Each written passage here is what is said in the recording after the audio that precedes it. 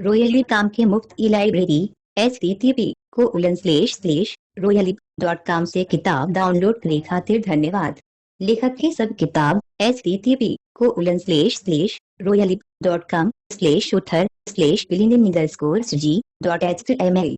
यह किताब और प्रारूप में http://royalib.com/book/bilin_z_maskview.html। पढ़े के मजा लें। सर्गेई बाइलिनिन के नाम से जानल जाला। मास्को खातिर लड़ाई बा।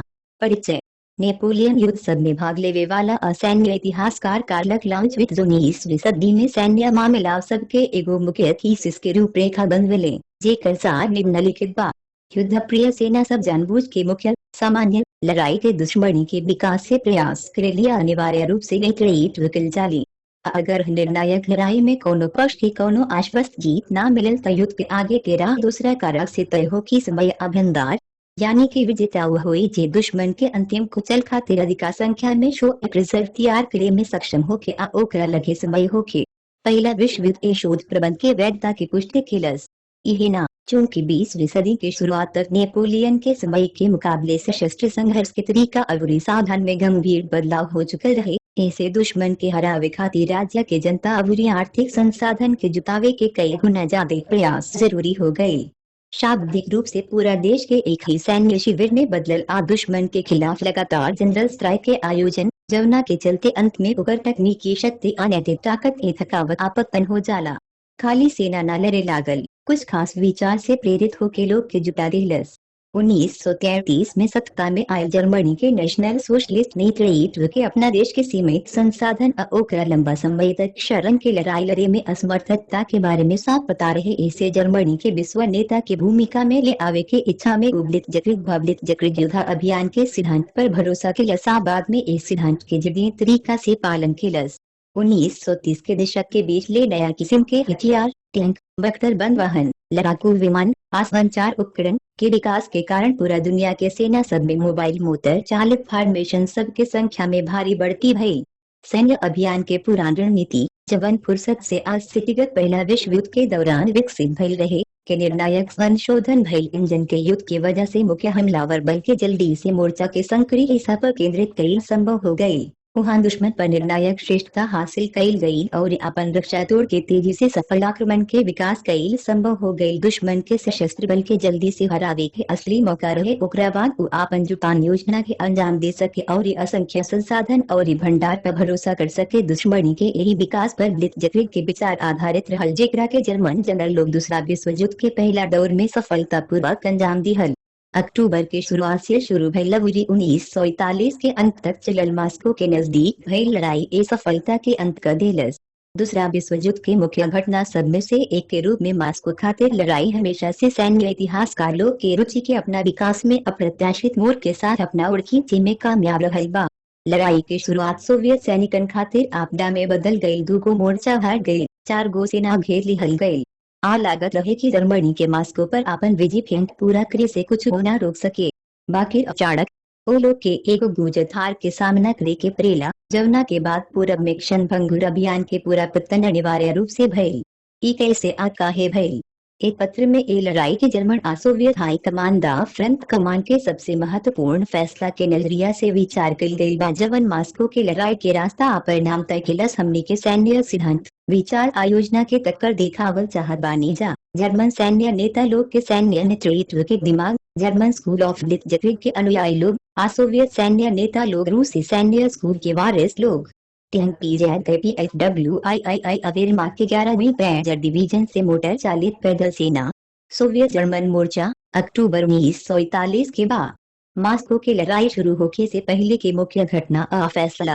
18 दिसंबर 1940 के हिटलर निर्देश संख्या 21 बारबरोसा योजना की मंजूरी दिले। एकरा के विकसित करे वाला सबसे उच्च जर्मन जनरल सोवियत संघ के जल्दी नाश होखे के संभावना में विश्वास करत रहे। ए योजना के रणनीतिक आधार कई हफ्ता तक चले वाला जल्दी से ब्लिट्ज़क्रिग युद्ध के विचार है। 3 को ताकतवर समूह उत्तर, केंद्र आ दक्षिण की हमला से देश के पश्चिमी इलाका सब में सोवियत सैनिकन के घेर के नष्ट करके लेनिनग्राद, मास्को की पर कब्जा करे आ जल्दी से अंतिम लाइन पर पहुंचे के योजना बनावल गिल। आर्खांगेल्स्क वोल्गा लाइन के बाद मास्को पर कब्जा करे के खास महत्व दिहल गई। स्मोलेंस्क पहुंचला के बाद 15 अगस्त 1941 तक एकरा के चलत फिरत कैप्चर करे के रहे।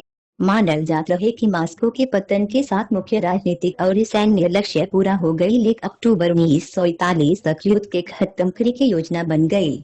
इतरे से 1941 के अभियान में एगो सामान्य लड़ाई के अनिवार्यता के बाद भरोसा योजना में रखल गए, लेकिन जर्मन कमान जवन परिचालन के माहौल मान ले रहे ओकरा में इना खुलल।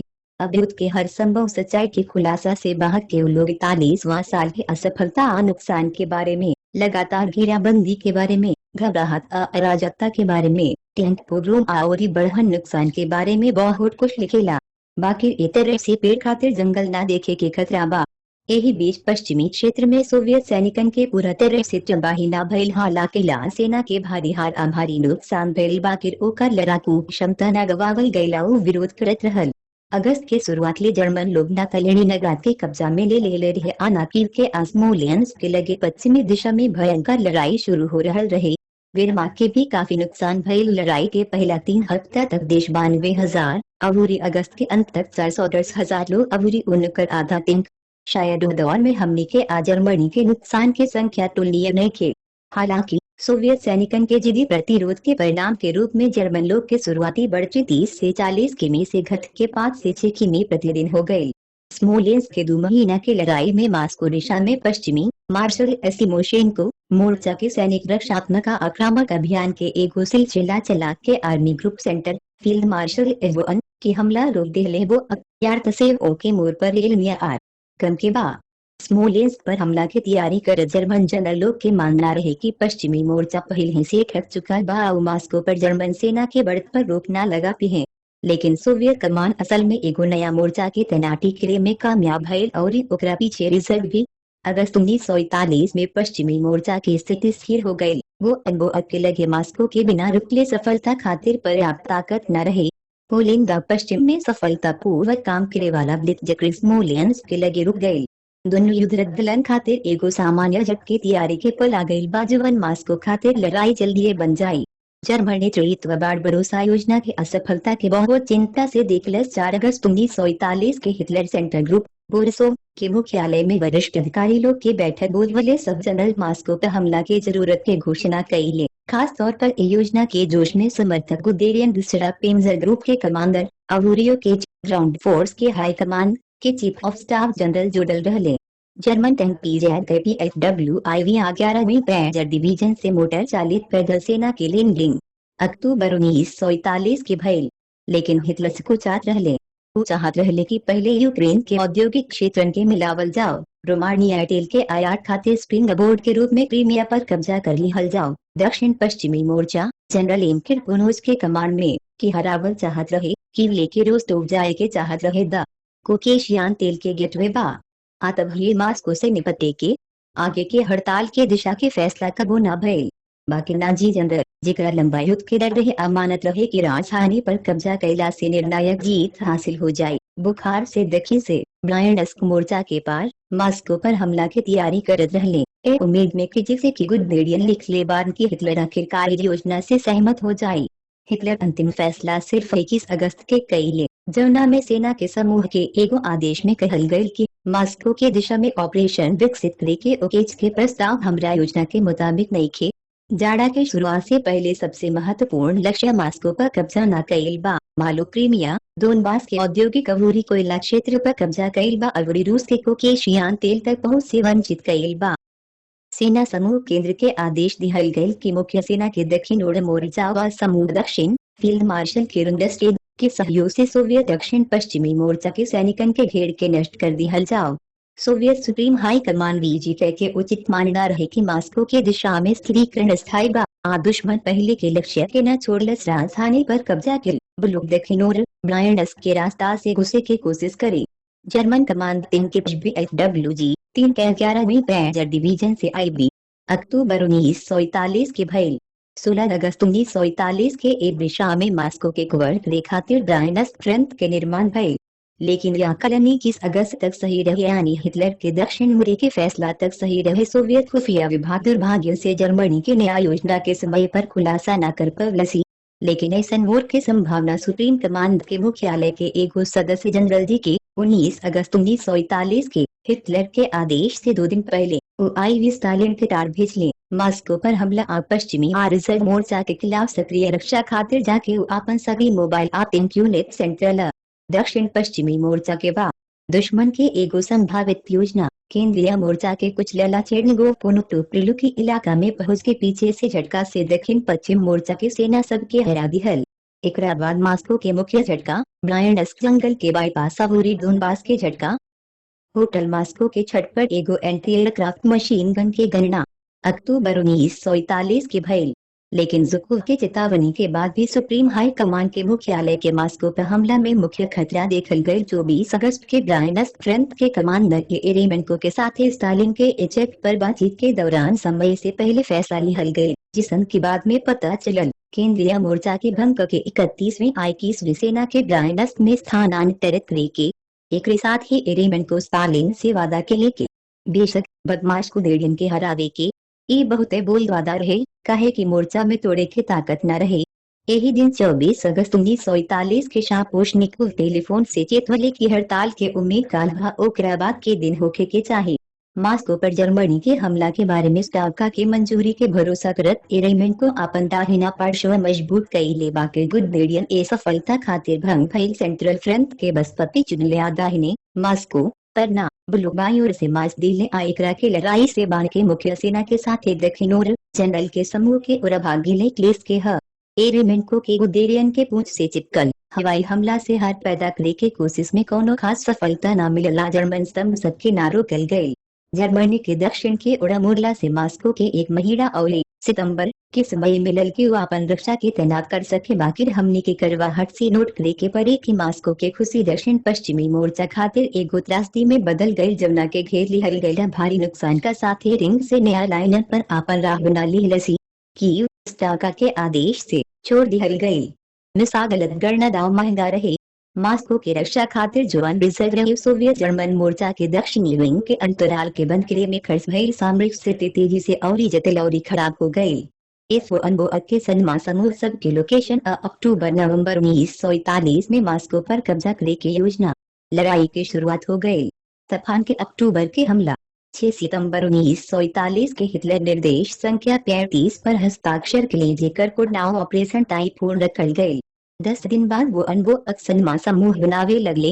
उनकर योजना रहे कि दुपूर्वश्चिना रूसलावला शोस्त का इलाका से 3 गो ताकतवर झटका से सोवियत रक्षा के तोड़ के व्याज में आब्रायनस्क इलाका में पश्चिमी रिजर्व आब्रायनस्क मोर्चा के सैनिकन के घेर लिहल जाओ। एक बाद फील्ड सेना सब मॉस्को पर फ्रंटल हमला करेली। उत्तर आ दक्षिण से 3 का मुतर 40 पिंसर सबसे ढंग के नोगिंस्क इलाका के दूसरे रिंग बंद कर देली। तब जर्मन सैनिकन के जीवन तकनीकी असामरिक श्रेष्ठता रहे, उकरा से योजना बेदाग लागत रहे। अब इत और अजीब लागत बाकी 2 महीना बाद जर्मन रणनीति कारण खातिर घटना अप्रत्याशित शर्मिंदगी में बदल गई। जर्मन सैनिक एगो सोवियत पैदल सेना की कैदी बना ले। पश्चिमी मोर्चा व्याजमा क्षेत्र अक्टूबर 1941 के बाद जर्मन लोग गहिरा टैंक बाईपास कवर के आपन पसंदीदा तरीका के इस्तेमाल करत। पहला बेर मिन्स्क के लगे पिंसर बंद का दिहल, दूसरा बेर वो लोग स्मोलेंस्क तक भी टूट गई और अब तीसरी बेर ही पैंतराबाजी के संगे व्यापक रूप से आपन मोबाइल मुट्ठी 600 किलोमीटर के मोर्चा पर वो लोग मॉस्को के आसपास एगो विशाल कराही की व्यवस्था करे के फैसला किल। तो अक्टूबर 1941 के रात में पूर्वी मोर्चा के जर्मन सैनिकन के फूहर के अपीला वेरमार्क कमान पड़ गई। जर्मन सैनिक लोग की देश कहल गए रहे। देश 3 महीना से भी कम समय में रवा दुश्मन के अनगिनत डिवीजन के तबाह कर दे ले बानी, असंख्य संख्या में कैदियन के पकड़ ले ले बानी, अंतहीन जगह पर कब्जा कर ले ले बानी। आवे वाला हमला के शायद पहला बेर यूरोप के सब राष्ट्र के रूप में मानल जाई महाद्वीप के बचावे खातिर एगो आम कार्यवाही। आखिरी क्रूर नश्वर प्रहार के पूर्व शर्त मॉस्को के दूर के दृष्टिकोण पर सैनिक उपकरण मोर्चा के उड़बड़ रहल बा। सर्कजिस 5 नाटी ट्रैक्टर और एंटी टैंक हिजोक वाला जिस 5 ट्रक बा। हमनी के जर्मनी के दुश्मन के रूप में श्रद्धांजलि देवे के हुई, जर्मन सेना के सराहना करे के हुई, जवन की उस समय के सबसे मजबूत रहे, बढ़िया से प्रशिक्षित अवूरी हथियार बंद रहे, विजय युद्ध में अनुभव रहे, मनोवैज्ञानिक रूप से स्थिर रहे, अवूरी नेशनल सोशलिज्म के विचारधारा से आश्वस्त रहे कि जमीन जब्त करे के जरूरत बा पूर्व अमेरिक के भलाई खातिर, रूसी बोल्शेविकवाद के विनाश खातिर, न्यू उर्दू के नाम पर यूरोप में नया विश्व व्यवस्था।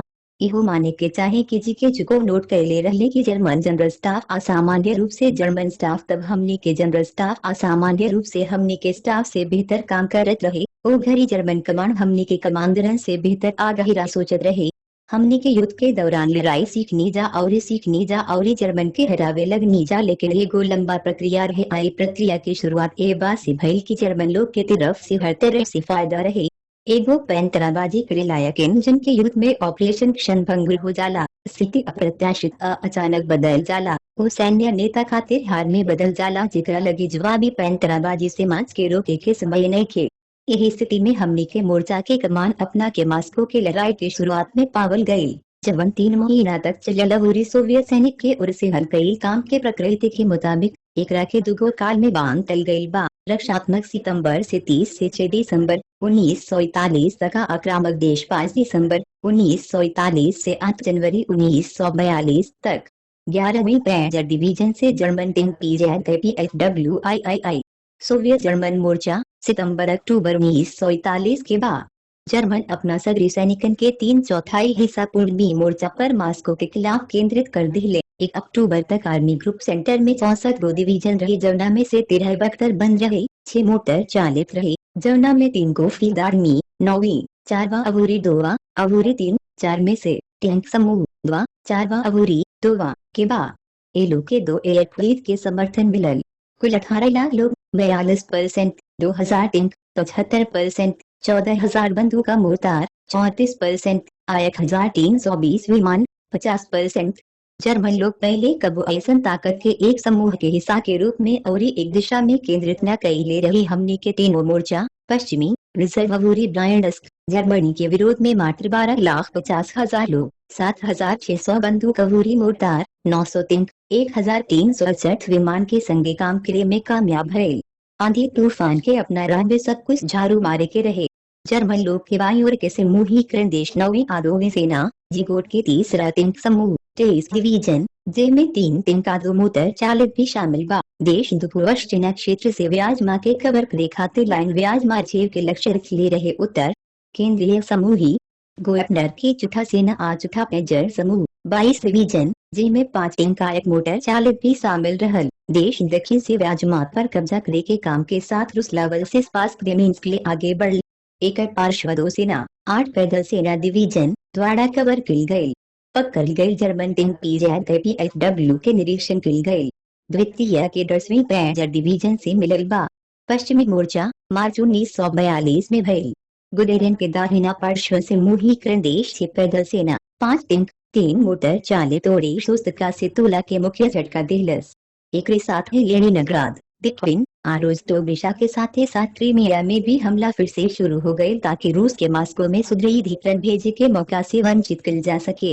जर्मन स्ट्राइक ग्रुप के लड़ाई के गठन के घनत्व 3 किलोमीटर प्रति डिवीजन तक पहुंच गई, जवना से जर्मन के ब्रेक थ्रू जॉन में कई गो श्रेष्ठता मिलल। उदाहरण खातिर रिजर्व फ्रंट के 24वीं और 43वीं सेना के जॉन में दुश्मन के श्रेष्ठता रहे। आर्मी में देश 3.2, टैंक में देश 8.5, तोपखाना में देश 7 गुना। एकरा अलावा सोवियत सैनिकन के परिचालन गठन भी आसन खतरा के अनुरूप न रहे। पश्चिमी मोर्चा जेकर कमान जनरल I.S. कोनेव के रहे के एक स्तर में तैनात कईल गई रहे। एकर सेना के रक्षा के गहराई 15 से 20 किमी रहे। आ मोर्चा देश 35 से 40 किमी। रिजर्व फ्रंट पर 6 गो सेना में से 2 गो 24वीं आ 43वीं पश्चिमी अब्रायनस्क के बीच तैनात भइला। 3 गो पश्चिमी के पीछे आई गो 35वीं रिजर्व स्पास्क क्षेत्र में रहे। ऐसन गठन के चलते अलाया चलन के सेना के नियंत्रित कईल मुश्किल हो गई, जबन मुख्य सेना से अलग रहे। ब्रायनस्क मोर्चा पर लड़ाई में कमजोर 3 गो सेना 290 किमी के पत्ती पर कब्जा कर लीलस। 226वीं असलतगन बटालियन के II असलतगन पानी के बाधा बनावे के मजबूर कर रहल बा। पश्चिमी मोर्चा नवंबर 1941 के बाद मास्को खातिर लड़ाई की शुरुआत मुख्यालय और फ्रंट कमान के गलत गणना की वजह से जटिल हो गई। 20 सितंबर तक मुख्यालय स्थापित कर ले रहे कि जर्मन एगो नया बड़ हमला की तैयारी कर रहल बा। हमने के सैनिकन के गंभीर आक्रामक अभियान खातिर अप्रस्तुतता के देखत 27 तारीख के आदेश दे दिलस। पश्चिमी अब्रायनस्क मोर्चा खोद की जमीनात जब पद में सुधार के जरूरी होके त निजी संचालन करे 29 सितंबर के मार्शल बी शापोशनिकोव को निर्देश के साथ ये लोग के संचालन के प्रक्रिया की पुष्टि कई ले, लेकिन यह आदेश साफ तौर पर बहुत देर हो गई रहे और इस समय के कमी की वजह से कौनो भी निजी अभियान के संचालन से सेना के रक्षा मजबूत करे से भटक गई और भी मतलब के नुकसान भय रिजर्व फ्रंट के डिफेंस के उड़िजाया के काम बिल्कुल न दिहल गई रहे। मास्को के एक फैक्ट्री में तीडर टीम के मरम्मत दिसंबर 1941 के भइल सोवियत सैनिकन खातिर मास्को के लड़ाई लोग हथियार के बहुत कमी के हालत में शुरू भइल। सैनिकन के घनत्व कम होखला के चलते रक्षात्मक लाइन के निर्माण फोकल सिद्धांत के अनुसार भइल रहे और ही पर्याप्त गहराई न रहे आग से नुकसान के पूरा सिस्टम बेअसर रहे आयल हिसाब से समग्र रूप से रक्षा जर्मन टैंक तोपखाना अविमानन के हमला के शिकार होके वाला निकलल।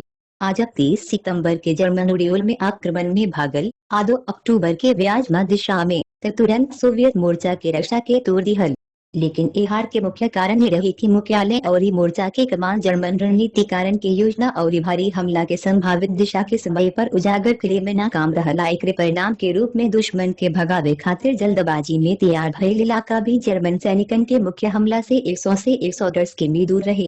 पश्चिमी मोर्चा पर ओलोग के उम्मीद रहे कि स्मोलेंस्क व्याजमा राजमार्ग के किनारे 16वीं और 19वीं सेना के संयुक्त हमला हो कि जमुना से सबसे सुसज्जित यूनिट उइजा ले जाए जर्मन लोग राजमार्ग के उत्तर आ दक्षिण में हमला किल। ब्रायनस्क के बायां विंग में जवान सैनिक कवर से बाहर रहले उतिन के प्राचीर के नीचे गिर गईले जब वो लोग निजी अभियान की तैयारी करत रहे। एक बाद मोर्चा के तब के chief of staff general M Sandalov लिख ले की पाछू मुड़ के देखल जाओ तो अब खुलाक काट के संगी स्थिति पर विचार कईल जाए तो आपचरज में बानी तब हमनी के दुश्मन के मंशा के अंदाजा कई से न लगा सकट रहने। मुख्यालय 27 सितंबर के चेतावनी देले रहे के मास्को पर टैंक समूह के अग्रिम खातिर दुश्मन के तैयार किल। ग्लुखोवनोवगोरोड से रुस्की इलाका से बड़ा इलाका नहीं खे वहाँ से उरेल तुलाक के रास्ता सबसे छोड़ रहे। हालांकि मोर्चा के कमाना मुख्यालय यह सांसाइफर के व्याख्या न कर पवलस वहाँ जेम्स को ब्रायनस्क ऑपरेशन के शुरुआती घटन आदिनम सिटी में तेजी से बदलाव आई। 3 अक्टूबर तक मोर्चा पर सफलता पहुंच गई। पश्चिमी प्रदेश 50 किमी, रिजर्व प्रदेश 80 किमी, ब्रायनस्क प्रदेश 200 किमी तक ईगल के ले जायल गए। 4 से 5 अक्टूबर के स्पेस ग्रेमिन्स्का युक्नो के रिजर्व जोन में ले जायल गए। आप पश्चिमी के केंद्र में 19वीं 38वीं सेना के जंक्शन पर टूट के गुपनेट आगोट के टैंक 7 अक्टूबर व्याजमा में 4 गो सोवियत सेना के एगो रिंग में बंद कर दिलस देश 19वीं 20वीं 24वीं और 32वीं 177वीं डिवीजन के जर्मन हमलावर बंदूक आई कीचड़ में फंस गए।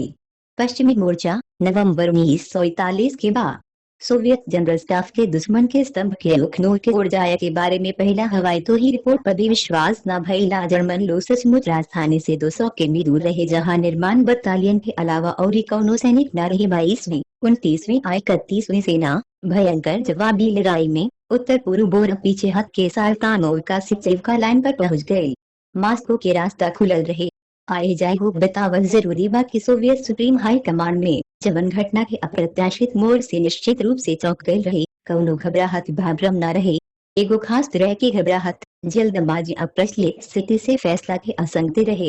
बाकी स्टालिन और स्टाफ का विधिवत और जिद्दी तरीका से घटना के ज्वार के सोवियत सैनिकन के पक्ष में मोड़े की कोशिश कई ले। 28वीं टैंक ब्रिगेड के सोवियत तीर टैंक फ्रंट लाइन पर आ रहल बाड़े।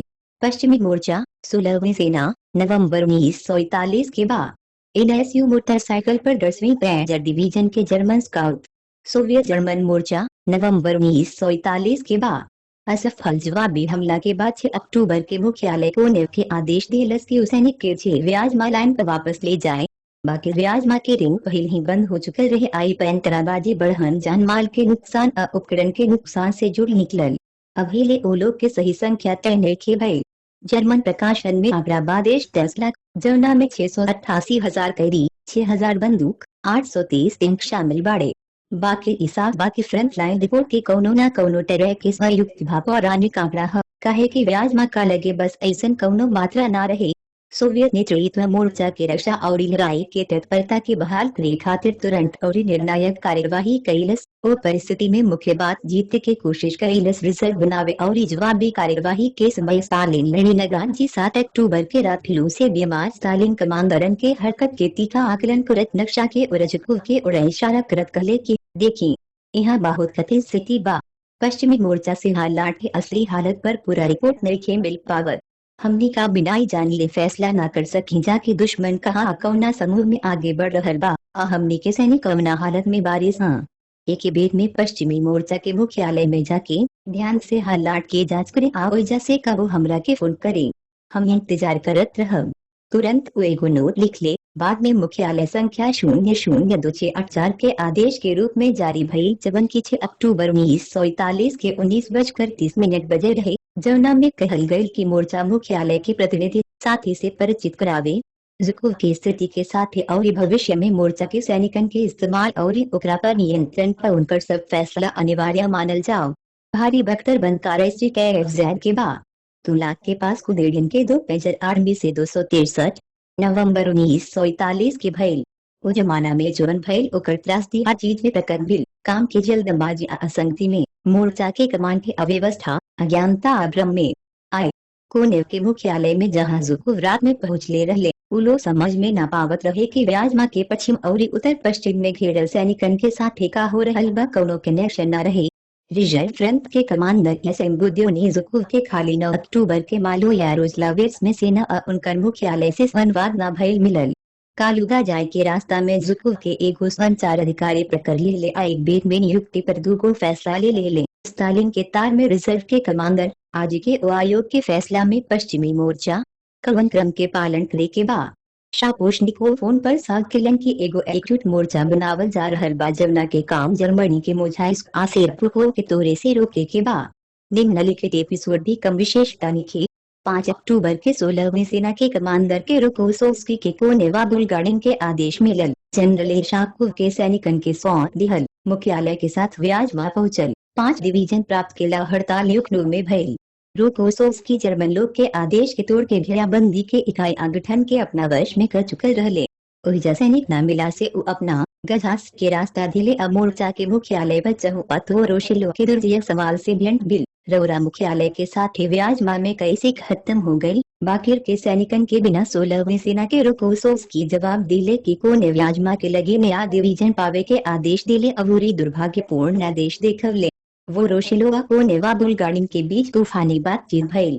लेकिन यह एपिसोड 7 अक्टूबर के जुकूव के दिहल गई कोनेव के मौखिक रिपोर्ट के मुताबिक एगो अलग रोशनी में दिखाई देता। हम रोकोसोव्स्की के आदेश दिले रहनी की व्याजमा के माध्यम से 16वीं के वापस ले आवस शहर के पूरब के जंगल में ध्यान केंद्रित करस, लेकिन सेना के कुछ हिस्सा पहले ही से कट गई रही अवरी घेरल रह गई। रोकोसोव्स्की खुद अपना मुख्यालय के संगे व्याजमा में फिसल जाए में कामयाब हो गई अबूरी अब शहर के पूरब में जंगल में बाड़े। जर्मन सैनिक मास्को के उरबर रहल बाड़े। अग्रभूमि में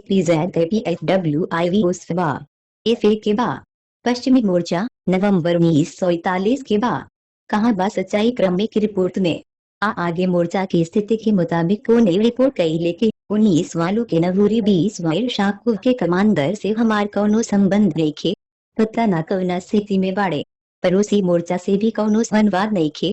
दक्षिण पंथी के सेना में देश 22वीं 29वीं 31वीं जवना के कम नुकसान भइले वोल्गा लाइन रजेवसी जगह पर वापसी के आदेश भेजलस। मोर्चा में मास्को के केंद्रीय दिशाबंद करे के ताकत नहीं खे। सैन्य नेता लोग के गलती के कीमत हमने के जवान के खून मौतवूरी कई बा। बाकिर ओबे से जे अभी हाथ में हथियार रख ले हुए जर्मनी के जवाबी हमला दरिद्रता निराशाजनक लागत हालात में अधिकता के रोष से अचरज में डाल दी हल। जर्मन मुख्य बात में असफल हो गई लेकिन मास्को के रक्षक लोग के विरोध करे के इच्छा के तौर पहले ही से 8 अक्टूबर के 2 बजे 30 मिनट के बाद जुकूव स्टालिन की स्थिति उनका फैसला के रिपोर्ट खेले। देश मुख्य खतरा अब मोझाइस लाइन पर कमजोर आवरण में बा। ऐसे दुश्मन के बख्तरबंद सेना मास्को के लगे दिखाई दे सकता जहां से संभव हो कैसे सैनिकन के जल्दी से मोझाइस के रक्षा लाइन तक खींच के लिए आवल जरूरी बा। सुप्रीम हाई कमान के मुख्यालय संख्या 002844 के निर्देश 10 अक्टूबर 1941 के 17:00 बजे 00 के बाद जुकूव के संयुक्त पश्चिमी मोर्चा के commander deputy I Konev chief of staff general V Sokolovsky सैन्य परिषद के सदस्य बुल्गारिन नियुक्त की गई अपना विशेषता वाला ऊर्जा के साथ लाइन कालीन वोलोकोलामस्क पर मोर्चा के बहाल करे के काम शुरू के लिए मोझाइस मालो यारोस्लाविट्स कालुगा के बाद लेकिन आपदा के बाद ओकरा काम मिलल। 2 अक्टूबर 1941 के जवानों के लिखले रहले की मुख्य बात इबा की कोने वहुरी बुद्धियों ने अपना सब सशस्त्र बल के उम्र स्लीप कईले उनका से एगो याद ले रहले बुद्धियों ने से मुख्यालय आतिस लोग कोने से मुख्यालय आदू को स्पेयर रेजिमेंट मोर्चा के पागेब से भरल बा जवना के माध्यम से वो अनबो के दिन के स्तंभ मास्को के निशाना बनावत रहे। पश्चिमी मोर्चा के कमान तीव्रता से लड़ाई के तरीका खोजत रहे जवना से सफलता सुनिश्चित हो के यहाँ मोर्चा के निर्देशा आदेश से कुछ फैसला दिहल गईल बा। जर्मन सरकन पर भागत बारे बंद कर दी, जंगल आदल दल में चढ़े दी। चूंकि लगातार रक्षा खातिर कौनो ताकत नइखे, सेना के साथ सब मुख्य दिशा के काठी लगावे खातिर वो लोको लामस्की प्रदेश 16वीं के रोकोसोव्स्की पर मोझायस्की प्रदेश प्रतिनिधि लेल्युशेंको घायल होकला के बाद एल्गोवोरो नारोफोमेंस प्रदेश 33वीं एमे प्रेमो मालो यारोस्लावेस्की प्रदेश 43वीं के गोलुबेव कालुका के पास देश 45वीं के जखारकिन। यहाँ भी अधिकांश तोपखाना और टैंक विरोधी हथियार। सबसे पहले दिन के खटखटावे खातिर जर्मन के मुख्य हड़ताली ताकत जमीन में खाई दरार बंकर में डपनाए का माइनफील्ड सब संभावित बाधा से अपना के कमर बंद करें। रक्षा खाली सक्रिय होला हमला खातिर जवाबी हमला खातिर हड़ताल खातिर जवाबी हमला खातिर वो अनबो के लगातार जवाबी हमला के भगावे खातिर समूहीकरण के तेतर बेटर करे के मजबूर कल जाला। हमनी के सेना सामने के किनारे चौरापत्ती 100 किनिया उकरा से अधिका पर कब्जा कर ले बिया। ओ लोग के डिवीजन के तार पटला बा पीछे के हिस्सा में कम रिजर्व बा, मतलब कि एंटी एयरक्राफ्ट 37 मिमी आकाटियूषा तक की हर तरह के तोपखाना के एकल समूह में केंद्रित कईल जरूरी बा। 5वीं पैंजर डिवीजन से जर्मन 150 मिमी सेल्फ प्रोपेल्ड हॉवित्जर 33 एसआई। पश्चिमी मोर्चा दिसंबर 1941 के बाद तोपखाना समूह सब के जल्दी से खतरा वाला इलाका सब में स्थानांतरण की योजना बनाई। जर्मन मशीन गन के हमला से पैदल सेना के यूनिट के साथ एक तोपखाना की कवर करेला बेटरी कमांडरन के अधीन कर देला।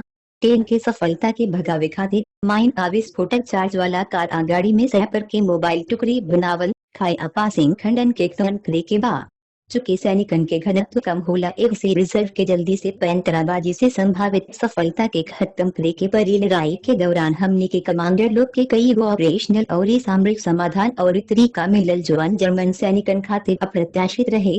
मुख्यालय राजधानी के रक्षा खातिर तत्काल उपाय कैलस। 5 अक्टूबर के रात बोल्शेविक यूनियन कम्युनिस्ट पार्टी की केंद्रीय समिति और राज्य रक्षा समिति मोझाइस्क लाइन के रक्षा के मुख्य लाइन के रूप में तय कैलस, जवना में 14 राइफल डिवीजन 16 टैंक ब्रिगेड और 40 से ज्यादा तोपखाना रेजिमेंट रही जल्दबाजी में दूसरा मोर्चा से स्थानांतरित कर दिहल गए। साथ ही साइबेरिया और कजाकिस्तान से भी 16वीं 5 में 43वीं और 45वीं सेना के फिर से गठन भये, लेकिन फॉर्मेशन में पूरा स्टाफ न रहे। कुल संख्या 90,000 लोग से ज्यादा न रहे। एवाचेलेव्स्की द्वारा सेनापति लोग के समूह के साथ घेराबंदी से और 5 को डिवीजन बनावल गए। सुदूर पूर्व से कई गो राइफल टैंक डिवीजन बिना रुकले मास्को के उड़ भागल।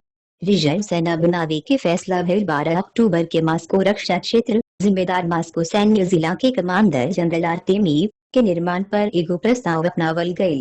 मिलिशिया डिवीजन बनल, लगभग 50,000 सैनिक और कमांडर के युद्ध क्षेत्र में भेजल गई। कुछ दिन में मास्को आए इलाका के 6 लाख निवासी, जवना में से 3/4 महिला रहली। सैकड़ों किलोमीटर के एंटी टैंक खाई 3,800 गोली के डिब्बा बंकर बनवले।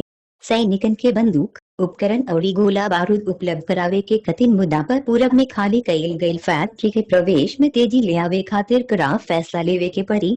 एक साथे ही व्याजमा के पास घेरल सेना में भी घटना के नाटकीय रूप से खुलासा भइल। मुख्यालय के आदेश से ओलोग के कमांडर 19 जनरल के यफलुकिन के एकीकृत कमांड में ले आवल गई और घेराबंदी से बाहर निकले के बेताक कोशिश कईल गई। ए तरह से घेराबंदी से जर्मन लोग के और आक्रामकता विकसित न होके दिलस। एकर सबूत 7वीं पैंजर डिवीजन के कमांडर जनरल पुक्स के रेडियोग्राम से मिलत बा। जब पूछल गई कि उनकर डिवीजन मास्को काहे नइखे जात तक किसी के अपना वरिष्ठ लोग के जवाब दिहलन कि रूसी 19वीं के कमांडर भी मास्को के उड़ भागत बारे कि जर्मन डिवीजन मुश्किल से कौनो सफलता हासिल कर रहल बा। लेकिन के एक जो समूह कई बेर घुसे के कोशिश किलस, हालांकि विशाल इलाका में बिखरा गए। एकरा के प्रबंधित किल मुश्किल रहल। कबो कबो अलग अलग हिस्सा सब के बीच वनवाद आबाद जीत के बिना काम किलस। गोला बारूद ईंधन और भोजन के बेहद कमी के अनुभव किलस। तुरे के पहला कोशिश असफलता में खत्म हो गई। सेना सब पर दुश्मन के विमानन के भारी बमबारी हो गई। जर्मन आदेश पर हमने के विमानन के छापामारी से मुख्यालय मोर्चा के मददाधना बल के कमी के चलते हवाई से घेर वाला लोग के गोला बारूद के डिलीवरी बहुत सीमित रहे। डूबे देश 10-12 अक्टूबर के लुकिंजुकु के रेडियोग्राम के जवाब ना दे पवले जीवन बेखतरू आज सामने से होखे वाला हड़ताल के इलाका के संकेत देख रही कनेक्शन बाधित हो गई। बात की कोशिश सबके को अम्पैक्ट समानांतर को अलम सब में करी गई अलग अलग गठन इकाई समूह सबके सफलता के साथ खत्म भई। 4 देर घायल कमांडर एस रुकिन के बेहोश हालत में पकड़ लिहल गई। घेराबंदी से टूटल सैनिकन की कुल संख्या अभी ले पता नहीं के चलल।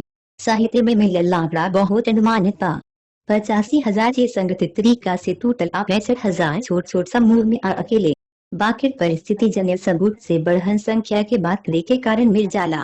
असफलता के मुख्य कारण साफ बा। मुख्यालय अबूरी फ्रंट कमान के ओर से अपर्याप्त सहायता जमुना के लगे हिताश सिटी में पर्याप्त धन न रहे। अबूरी को घेराबंदी के सफलता के आयोजन में देरी जमुना के नतीजा रहे। जमुना के जर्मन लोग रिंग की स्थिति के मजबूत करे में कामयाब हो गई। यहाँ तक कि पहला बेतोरे के कोशिश पर भी जर्मन विमान सब के सबसे मजबूत बमबारी भइल। एक परिणाम के रूप में सेना सब के बिखराइल हमला भइला। 6 गो टैंक डिवीजन सब के ठोस टैंक बैरियर से टकरा गए जिला में पैदल सेना के यूनिट सब जुड़ रहे। बाकी घेरल इकाई के मौत ओ लोग के खुना बलिदान जिसन की दुखद घटना में जुकोवा और प्रतिभागी लोग नोट कैले बा बेकार न भइल। जर्मन कमान के पश्चिम से पूरब ले 100 से 150 किमी गहराई वाला मोर्चा पर लड़ाई करे के पड़ला। लड़ाई में हजारन सैनिक और काफी मात्रा में उपकरण के नुकसान भइल। इससे मास्को पर कब्जा करे के इरादा वाला जर्मन फॉर्मेशन के स्ट्राइक फोर्स कम हो गई। अक्टूबर के बीच में ही वो अनबो आखिरकार अपना के कराही से मुक्त करके डिवीजन सब के ऊपर खींच के सामने के लाइन पर ले आवे में सक्षम मिले। आने का जोश के साथ मास्को खातिर भागी ले। चारों ओर भयंकर लड़ाई शुरू भइलाई। हमने के सैनिकन खातिर सबसे कठिन दिन रहे। अभी ले कोनो ठोस मोर्चा न रहे। बढ़िया से प्रशिक्षित सुसज्जित जर्मन सैनिक रक्षा के केंद्रन के बाईपास करत पार्श्व से पीछे से हमला करत ऊर्जावान तरीका से आगे बढ़ मोर्चा के एक दूसरा हिस्सा के बख्तर बंद पत्थर से फाड़ दिलस। कुछ जल्दबाजी में बनला अभियो अपर्याप्त रूप से संगठित गठनों लोग का खिलाफ वीरता से लड़ी। रोजाना यहाँ तक कि घंटा भर में बदला स्थिति में लड़ाई के नतीजा ऑपरेशन अबूरी अंत में मास्को के भाग्य हर रेजिमेंट हर बटालियन अबूरी कबो कबो कोनो कंपनी चाहे पलटन तक की ताकत अबूरी जेद पर निर्भर करत रहे। बख्तर बंद जेद 221 के बाद जर्मन बेहतर नजारा खातिर ओकरा पर चढ़ गई। पश्चिमी मोर्चा दिसंबर 1941 के बाद बाकी हमने के ईमाने के परे के सभी हिम्मत से न लड़ी। कुछ गठन सब में जे आपदा के बाद फिर से बनल रहले। टैंक के डर और हवाई जहाज के डर आम रहले। इन मनोवैज्ञानिक विघटन की स्थिति में रहले। आइनहन में स्थिर मनोबला लड़ाई के गुण न रहल। जर्मन टैंक आ विमानन के पहला हमला में उ लोग बिना कोनो आदेश के आपन पोजीशन छोड़ सकेला बस दौड़ी। तब बिना कोनो लड़ाई के सेनापति लोग के कमजोरी के चलते तरुटीनो रुजा अबूरी बाकी बिंदु के आत्मसमर्पण का दिहल गई। ओ हताश दिन में गंभीर स्थिति में खासकर सेनापति लोग के ओर से कायरता आ घबराहट एगो खास खतरा पैदा करत रहे। आज सन के आदेश में तय करी गई रहे ई विश्वासघात के बराबर रहे। ऐसे फ्रंट कमान के चरम उपाय के सहारा लेवे के बल जवन के सिर्फ फकराना मालूम क्रूर रहे। कमांडरा राजनीतिक कार्यकर्ता के पूरा समूह के मुकदमा चलावल गई। कुछ लोग के रंग के सोचा गोली मार हल गई। आपातकालीन उपाय के साथ ही कमान लगातार सैनिकन के संगठित तरीका से पीछे हटे के सिखलस। यह बात के ध्यान में रखत कि पीछे हटना सबसे कठिन प्रकार के लड़ाकू अभियान हवे जौना में सैनिकन के बढ़िया प्रशिक्षण मजबूत कमाना नियंत्रण की जरूरत होला।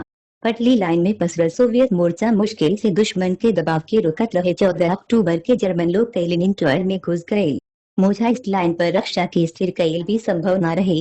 दुश्मन के मास्को तक उससे रोके खातिर सैन्य परिषद एगो कठिन फैसला कैलस के संगठित तरीका से मोर्चा के वापस लेके एगो नया लाइन के उड़ले जाया के रही जवन राजधानी के नजदीक रहे। सैन्य परिषद के एगो कठिन बैठक से पहले बुल्गानिंजुकु के उड़मुड़ के अलार्म के साथ सांस छोड़ ले।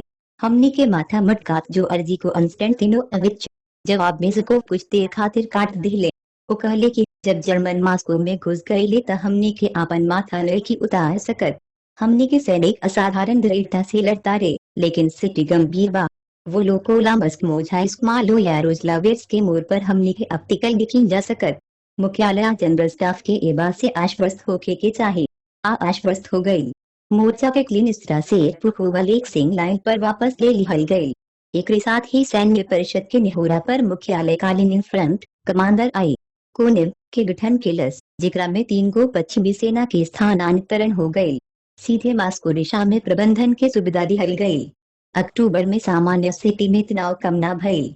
16 अक्टूबर के राज्य रक्षा समिति राज्य के संस्थान सरकार के मास्को से कोई विशेष समरा ले खाली करे के फैसला करेले। औद्योगिक उद्यमन के खाली करावे के काम भी जारी रहल। मास्को में जोरन दहशत मचल, लूटपाट अवरी दंगा जाम जवना के चलते मोर्चा की आपूर्ति कईल मुश्किल हो गई। उकरा के कुछ घंटा में निर्णायक तरीका से दबा दिहल गई। 20 अक्टूबर 1941 के राज्य रक्षा समिति के फरमान से मास्को में घेराबंदी के राज्य शुरू भई। पश्चिम में 100 से 200 किमी के एक रक्षा जुकूव के सौंपल गए रहे। गैरिसन के प्रमुख जनरल आर्टिमल के नजदीकी पर सोवियत सैनिकों द्वारा छोड़ दिहल गए 3 हल्का टैंक 121वीं टैंक ब्रिगेड जनरल एरमाकोव के टास्क फोर्स ब्रायनस्क फ्रंट अक्टूबर 1941 में भई। जर्मन हाई कमान के मानना रहे कि रूस के पहल ही हार हो चुका बा और वो लोग के लगे कौनो रिजर्व नखे। ऐसे केंद्र समूह के आदेश दिलस कि मास्को के खिलाफ अपन हमला जारी रखे और बिना कौनो रुके ओकरा के घेर लेवे। अक्टूबर के बीच में वो अनबोआ के सुनिश्चित करत कि रूस के सक्रिय बचाव के माध्यम से लगातार जवाबी हमला के माध्यम से केंद्र में तोड़ना संभव होके वो अपन प्रयास पार्श्व में केंद्रित कर देले।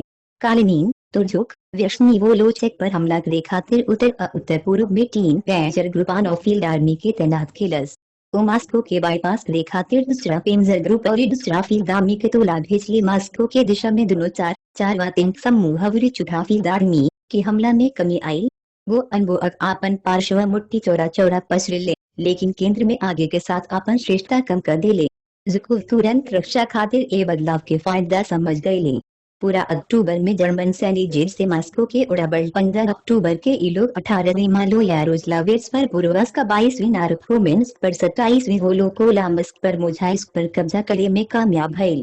लेकिन जीजुकोव और उनका सेना के कमांडर तुरंत ए इलाकन के साथ स्कीमनो और दोरों के लगे भी मजबूत जवाबी हमला के आयोजन कईले। ऐसे वो अनबोअक के बुखार से 2 से 3 डिवीजन के फ्लैंक ग्रुप से ट्रांसफर करे के पल ताकि उ लोग के भगा दिहल जा सके। जर्मन कोर के एगो कमांडर के ओर से सेंटर समूह के मुख्यालय के दिहल रिपोर्ट में कहल गई कि जर्मन सफलता के ज्यादा कीमत चुका देले बाड़े। वो क्या गहिरा परिचालन सफलता पैदा करे में नाकाम रहले या फिर कराहे पैदा करे में नाकाम रहले। एकरा खातिर उनकरा लगे बस निर्णायक क्षण में पर्याप्त ताकत न रहे। अक्टूबर के अंत तक नाजी नेतृत्व खातिर लड़ाई के नतीजा अप्रत्याशित रहे। केंद्र में दुगो 4 अवूरी दोनों बाईपास समूह थक गए, लवूरी रुक गए, तूफान डूब गए। वो अनबोअक के नुकसान की भरपाई और फिर से सिमूदबद्ध होके के चक्कर में सैनिकन के ब्रेक देवे के पल लड़ाई के लाइन पर सुस्ती रही। आधुनिक पक्ष के हाईकमान के नया फैसला लेवे के समय सीमा रहे। घेराबंदी से ब्रायनस्क मोर्चा के सफलता के नक्शा अक्टूबर 1941 के भइल। आंधी के अक्टूबर के दबाव के प्रतिबिंब के परिणाम प्रभावशाली बा। जर्मन कमांडर मास्को के दिशा में अपना सैनिकन की काफी श्रेष्ठता के साथ अपन मुख्य लक्ष्य हासिल करे में नाकाम रहले। मास्को के न 15 अक्टूबर ले घेरल आना 30 अक्टूबर ले लिहल गए। छोट सेना वाला सोवियत कमांडर सन्मा समूहन के ठकावे आरोके में कामयाब हो गिले। आ सबसे खास बात ई कि समय हासिल करे में कामयाब हो गिले जमुना के कारक और निर्णायक हो खजात रहे जरा आवत रहे। जर्मन लोग एकरा खातिर तैयार न रहे और रूसी लोग सफलता पूर्वक तैयारी करत रहे आ नया रिजर्व ले आवत रहे। यही बीच ब्रायनस्क के बायां विंग पर लड़ाई भी कम नाटकीय न खुलल।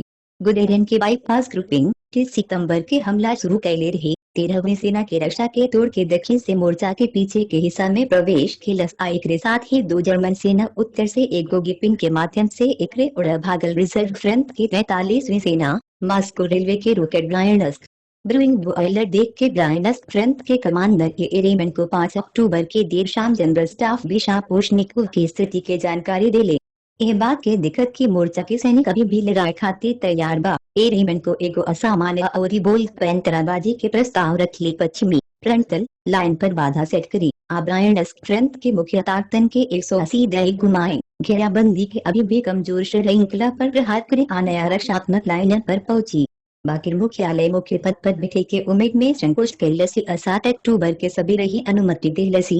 इतना समय तक स्थिति और अजुरात गई रही। 3 अक्टूबर के उड़ेल में घुसल दुश्मन 6 अक्टूबर तक ब्रायनस्क अवरी कराची पर कब्जा कर चुके रहे। अवरी पूरा ब्रायनस्क और इलाका पर कब्जा कर ले रहे। जमुना के जर्मन कमान दक्षिण से मास्को के बाईपास रेखाती स्प्रिंग बोर्ड के रूप में पहचान कई ले रहे।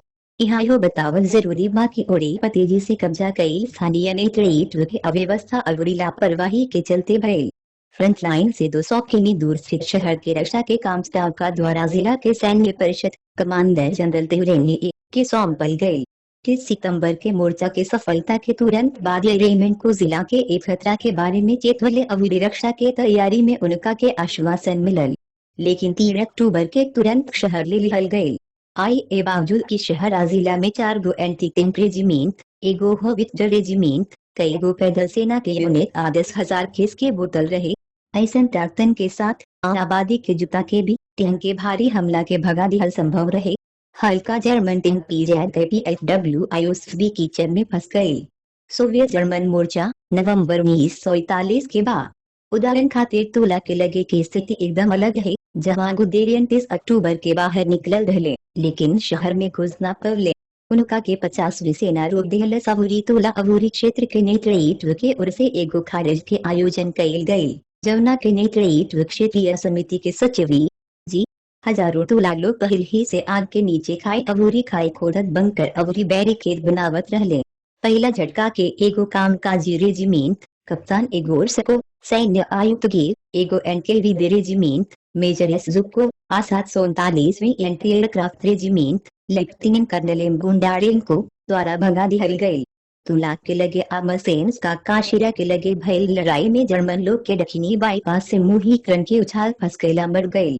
7 अक्टूबर के रेजिमेंट को पूरा मोर्चा पर 180 दय के मोड़ शुरू किए, लेकिन पैंतराबाजी पर्यावरण में पहले ही से शुरू हो गई रहे और दुश्मन सब मुख्य संचार के रोके में कामयाब हो गई। सेना सबके 5 लाइन दिहल गए। बाहर निकले के समय हमला के दिशा 50वीं बेजिप्सा के कराची का 3वां के ट्रुबचेवस्क के बाद कोनीरी के नाम से जानल जाला। पुगर फतेज के 13वें स्थान पर बा। जनरल इरमा कोवा रीटर के समूह मोर्चा के पार्श्व भाग के कवर करे खातिर नया असफलता से प्रेरित न गुदेड़िया न जर्मन हाई कमान के उम्मीद न रहे कि घेरल मोर्चा अचानक एक साथ पूरब के ओर हमला करे। आज अब 13वीं दूगो डिवीजन आएगो टैंक ब्रिगेड के झटका से घेराबंदी के चैन के तोड़ दिल से गुदेरियन के एछेट के पूरा टैंकोर 47वीं और यूनिट से बंद करे के पड़। उनका ये बयान की सेवल चाय वाला सड़क पर खाली मुख्यालय रूसियन के छोट समूह फिसल गए सही नहीं खे। दरअसल पूरा 13वीं सेना बाहर निकल गई। 22 अक्टूबर ले फ्रंट लाइन एविएशन के लगातार समर्थन से उस 7 गो डिवीजन टैंक ब्रिगेड के हिस्सा के रूप में नियोजित फतेज मकारो लाइन पर पहुंच गई। पूरा समय के संगठन के बरकरार रख ली। हालांकि नुकसान के बाद डिवीजन सब की संख्या 1000 हल देश 2000 से 2000 संगीन के बाद एक साथ ही जर्मन लोग के नुकसान के रकम 3000 सैनिक अफसर, 100 बंदूक का मोर्टार, 30 टैंक, 15 विमान, टैंक को अलग PZPFWI के बाद सोवियत जर्मन मोर्चा सेना समूह केंद्र नवंबर 1941 जर्मन टैंक PZPFWI पेंजर डिवीजन से बा सेना समूह केंद्र नवंबर 1941 के बाद 3 सेना कमांडरिया क्रेजर देशना ट्रुबचेवस्कार में ठोस रसबल के तोड़ दिलस। स्वापा के बाद 8 अक्टूबर के रात में 7 किमी के मार्च कैला के बाद पैदल सेना खातिर एगो असाधारण मामला। सेना जर्मन लोग द्वारा तैयार की गई पोजीशन सबसे मिलला दूगो असफल कोशिश के बाद 22 अक्टूबर के पूर्व में घेराबंदी से बाहर निकल गए। गुदेरियन अपना संस्मरण में लिखले बाद के घेराबंदी के मजबूत करे खातिर उनका एगो टैंक का मोटर 40 डिवीजन भेजे के पड़ी बाकी मदद के बावजूद रूसी लोग के एगो समूह ओकरा के तोड़ के डिमित्रोव्स्क ओर्लोव्स्की पहुंचे में कामयाब हो गए। 30वीं सेना कलाक के लाइन पर पहुंच गई। 6 गो डिवीजन में पूरी जमुना के नुकसान भइल बाकी तबहियों हर डिवीजन में 2000 से अधिक संगीन के संख्या रहे। 50वीं सेना 8 अक्टूबर के रात में मोर शुरू कईलस और सबसे बढ़िया हालत में निकल गई। जमुना से दुश्मन के सबसे ज्यादा नुकसान भइल, लेकिन एक ऑपरेशन में कमांडर एम पेट्रो और सैन्य परिषद के एगो सदस्य शिरापिन के मौत हो गई। सेना दक्षिण पूर्व में एगो मजबूत टैंक तोपखाना के बाधा के पार आके उत्तर पूर्व के उड़े एगो झटका से दुश्मन के कुचल दिलस और 23 अक्टूबर के संकट रेखा से उत्तर में नदी के रेखा तक आ गए। बेले इलाका में ओका जमुना में 7 गो डिवीजन, एगो टैंक ब्रिगेड, कई गो अलग अलग राइफल तोपखाना रेजिमेंट शामिल बा। डिवीजन सब में 3000 से 3000 लोग रहल। तोपखाना की बेहतरी कुछ तोपखाना रेजिमेंट तक संचार बटालियन और यूनिट सब के रखल गए। आ पहले से 7 नवंबर के 50वीं तीसरी सेना के सहयोग से तोला के लगे तब बेले और मसेन्स के लगे जवाबी हमला कैले रहे, जबकि जर्मन जनरलों के मानना रहे कि ये दोनों सेना के नष्ट कैल गईल बा। मोर्चा अपना कमांडर के बिना पहले ही से पैंतराबाजी खत्म करत रहे। 13 अक्टूबर के जब मोर्चा के सैनिक आखिरी बेडियन लाइन के तोड़ दिले तब एरेमेंको के कंधा आगोर में गंभीर रूप से घायल हो गिले। हवाई बम के विस्फोट से बहुत गोलाबारी के झटका लागल, लेकिन वो गंभीर स्थिति में 180 दैनिक के मोर और पूरब के पूरा मोर्चा के प्रहार के साथ भइल पैंतराबाजी के काफी परिणाम मिला। लिहा दक्षिणी विंग पर अक्टूबर के लड़ाई में मास्को के उड़बख्तर बंद मुट्ठी के झूला के रोक के धीमा कर दिहल गई। जर्मन लोग के दक्षिणी समूह स्प्रिंगबोर्ड ब्राइनस कोड़ी पर कब्जा कर लेलस, बाकी मुख्य लक्ष्य हासिल न कर पवलस। मास्को खातिर एगो सफलता। लड़ाई से बाहर उनका अपूरणीय क्षति भइला, जल्दी तोला का लगे फंस गई।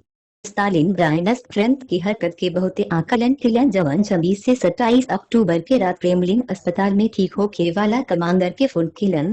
वो कहले कि कामरेड रेजिमेंट को आपके बहुत सफलता खाती हम आपके बधाई देता नी। रौरा मोर्चा के सैनिकन के घेराबंदी होकला का चलते उच्च संगठन शौर्य हिम्मत देखवलसी, खास करके इस राहनीय बाकी दुश्मन के बिल्कुल श्रेष्ठता के बावजूद सबसे कठिन हालात में वो लोग पहर देखवलसी अभूतपूर्व सहन शक्ति से लड़सी। सेना न खाली संगठित तरीका से नया सीमा तक पहुँचल, लोग दुश्मन के भी काफी नुकसान पहुँचवल से सफलता खातिर हम रौरा के बधाई देत बानी। उफेर दोहरवले हमें गरी रौरा के परेशान करत बानी, ई जानत की रौरा अपना सैनिकन के खबर के इंतजार करत बानी। नवंबर 1941 में पश्चिमी मोर्चा के दाहिना विंग पर जर्मन सैनिकन के हमला। नवंबर में मारपीट भइल, तूफान के भाप खत्म हो रहल बा। जर्मनी के सुप्रीम हाई कमान अक्टूबर के हमला के अपन मुख्य लक्ष्य हासिल न कैला के बाद राजधानी पर नया हमला खातिर सैनिकन के तैयार करे के जल्दी में रहे कोशिश की लस्की रूसी लोग के अप्रोच पर रक्षा सुरक्षित करे में आ रिजर्व के हस्तांतरण में भीतरी जिला के बारे में बतावल गईल बा। हिटलर अपना जनरलों से जल्दीबाजी के लिए उन लोग से किराए से मांग के लिए कि निकट भविष्य में कौनो कीमत पर मास्को के अंत कर दिहल जाए।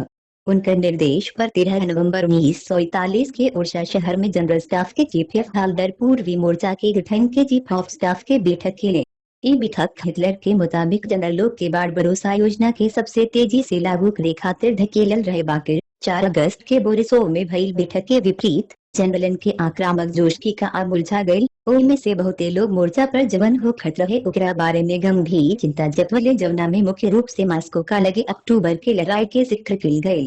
वीरमा के नुकसान हालत और लड़ाई के प्रभावशीलता के बारे में केहू से ज्यादा जानत हाल्डर के समझौला से रहल ना गई कि एगो नया हमला के अंत एगो और असफलता में हो सकेला। बाकी हिटलर के निर्देश उनका पर दबाव डाल देहल कि जारा शुरू होके से पहले हर हाल में सोवियत संघ से निपटे के पड़ी। ऐसे एगो कार्यकारी सैन्य कमांडर के रूप में उपयोहर के सुप्रसिद्ध लक्ष्य की पुष्टि के लिए 1941 में जनरलों के अधिकतम न्यूनतम अग्रिम लाइन के रीत के लिए पहला मेको स्टालिनग्राद गोरकी वो लोग नाटक, दूसरा दुअन टैम्बो राइबिन्स के मुंह तक। कौनो भी हालत में मास्को पर तूफान बचावे के रही जगह के विचार के बोलबाला जारी रहल। एक गार्ड सेंट ब्रिगेड के कमांडर बी 10 बख्तर बंदकार पर तख्त को पश्चिमी मोर्चा दिसंबर 1941 के बाद 15 नवंबर ले वो अनबो केंद्र समूह में 51 गो डिवीजन के केंद्रित किले जिनमें 31 गो पैदल सेना, 13 गो टैंक और 7 गो मोटर 40 डिवीजन शामिल रहले। इन्हन कर्मी, टैंक, तोपखाना और सैन्य उपकरण सब के कर्मचारी रहले। सोवियत संघ के रक्षा मंत्रालय के अभिलेखागार F208 कॉम ओपी 2511 1022 332 के बाद वो अनबो के विचार अपना सार में वही रहल। मास्को के दूगो ताकतवर टैंक समूह के हमला से घेर लिहल आ फिर केंद्र से समूहिंग से हमला केला ओकरा में घुसल। उत्तर से आ दक्षिण से समूहीकरण के प्रहार भइल। वो लोकोला मस्क्लिन्स का इस तरह दिशा में उत्तरी समूहीकरण में वो अनबो अत्याचार टैंक समूह के केंद्रित किले जिनमें 7 गो टैंक, 3 गो मशीनी और 3 गो पैदल सेना डिवीजन रहले, जिन्होंने समर्थन 2000 बंदूक का विमानन से किल गए। तुला काशिट्स की दिशा में दक्षिणी समूहीकरण में इनके 2 गो मशीनी, 2 गो सेना कोर, कुल 9 गो डिवीजन जिनमें 4 गो टैंक डिवीजन भी शामिल रहल। 8 गो मशीनी एसएस रेजिमेंट ग्रोसदूश लैंड शामिल रहले। उनका के एगो ताकतवर हवाई समूह के समर्थन मिलल। केंद्र में ज्वेनिगोरोड, क्यूबा, नारोफोमिन्स, पोदोल्स आसेरपुर को दिशा में वो अनबो अचुठा सेना के तैनात किले, जमुना में 6 गो सेना कोर शामिल रहे। यह सेना रहे जमुना के आदेश दिहल गए रहे कि रूसी डिवीजन के फ्रंटल हमला से पिन करके ओकरा के पलट के मास्को में घुस गए। मास्को के आसमान में बैराज गुब्बारा सदमा समूह सब के बाहरी पार्श्व भाग सब के धमकल गिल। उत्तर पश्चिम से देश 9वीं सेना 15 पैदल सेना डिवीजन द्वारा, दक्षिण से देश 2वीं सेना 6 पैदल सेना टैंका मोटर 40 डिवीजन द्वारा। जर्मन हाई कमान की योजना अब की बेर भी निर्दोष लागत बा। आखिर रूसी सेना के गुण बहल बा, मनोबल गिर गईल बा, खराब हथियार बा, उलो अपना ताकत के बख्तर बंद मेढ़ा के ना रो पाई। बाकी दूसरा तरफ बात अलगे लुकत रही।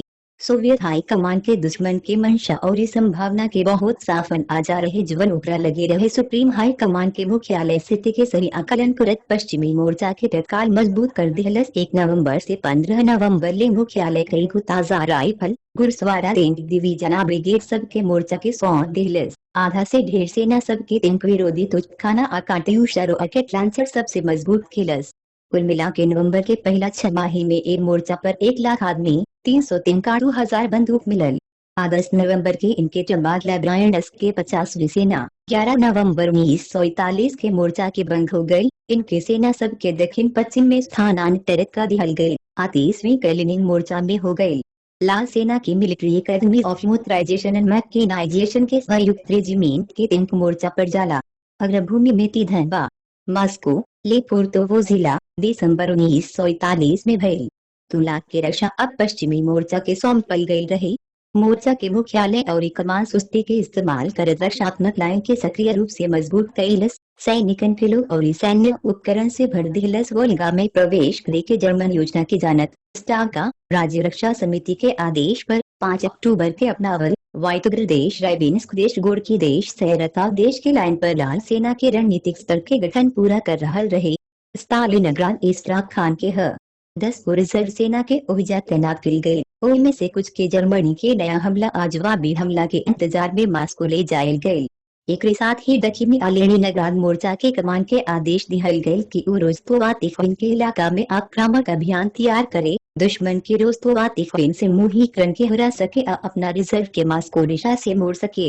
जर्मन सदमा समूहन के लड़ाई की योजना और क्रम तब तक हमनी के खुफिया जानकारी से पता चल गई रहे और जकोवरी सेना के कमांडर लोग के सब बढ़िया से जानत रहे। लेकिन 15 से 16 नवंबर के हमला के शुरुआत तक जवान सैनिक जकोवो के विरोध कर सकट रहे। न सिर्फ संख्यात्मक रूप से मालूक हथियार और सैन्य उपकरण की गुणवत्ता के मामला में भी जर्मन से नीच रहे।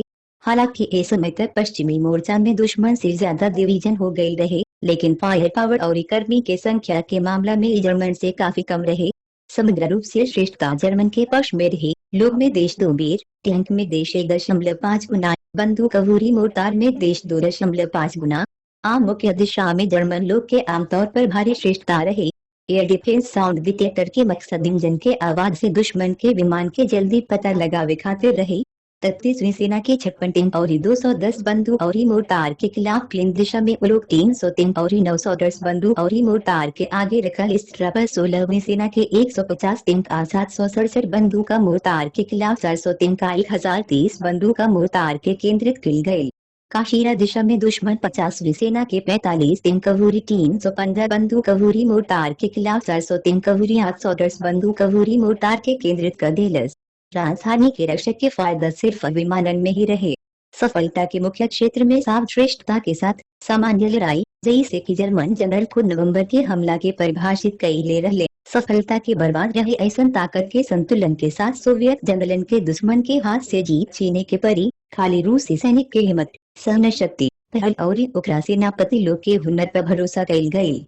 वो जमाना के उल्लेखनीय घटना के जिक्र न के असंभव बाजवान अब पौराणिक हो गई। घेराबंदी वाला मास्को के रेड स्क्वायर पर सोवियत सैनिकन के प्रेदा supreme commander in chief highway M72 पर लाल सेना के घुड़सवारा मोटरसाइकिल सवार राजधानी से होके घूम रहे बाड़े।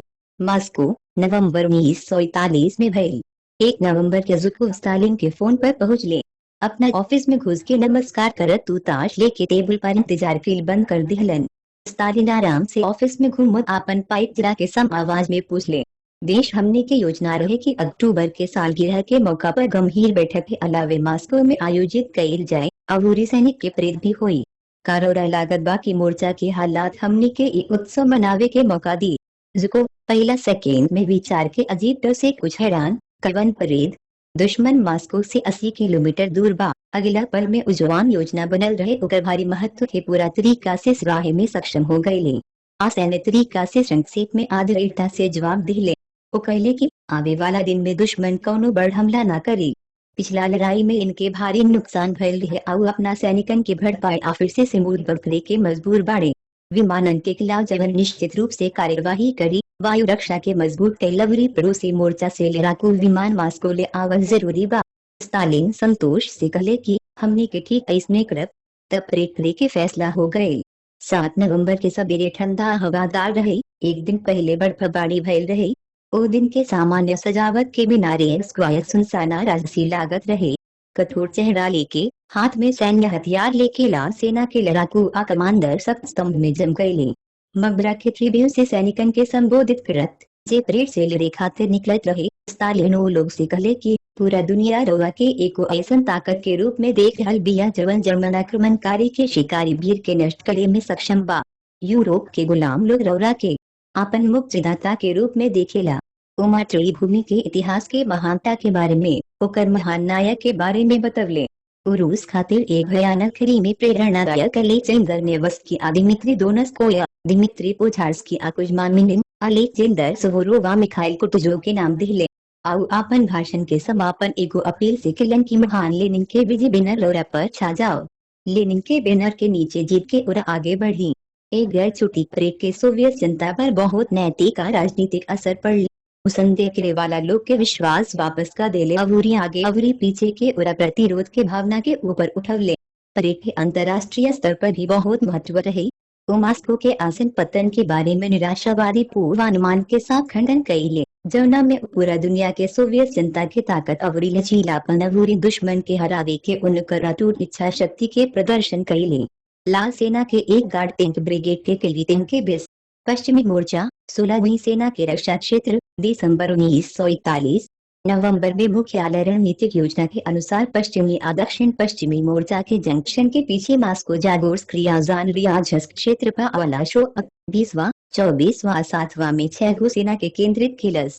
पश्चिमी के 4,50,000 तक ताजा सैनिक मिल सकेला लेकिन नवंबर के मध्य में सेना की तैनाती खातिर 15 से 20 दिन लागल। ऐसे मोर्चा के जदी अवरी सक्रिय रक्षा के काम दिहल गई ताकि दुश्मन के मास्को तक पहुँचे से रोकल जा सके। पश्चिमी दुश्मन के मोड़ पर राखे के नदी के बा लामादुगो से कोवोस्की मनोवार के बा नारा रखे बा ओकातोला बोगोरोदित्स्का वोलोकोलामस्क आसेरपुको के दिशा पर जवाबी हमला करके ओकर पुनर्सिमुहीकरण के बाद एक जाला।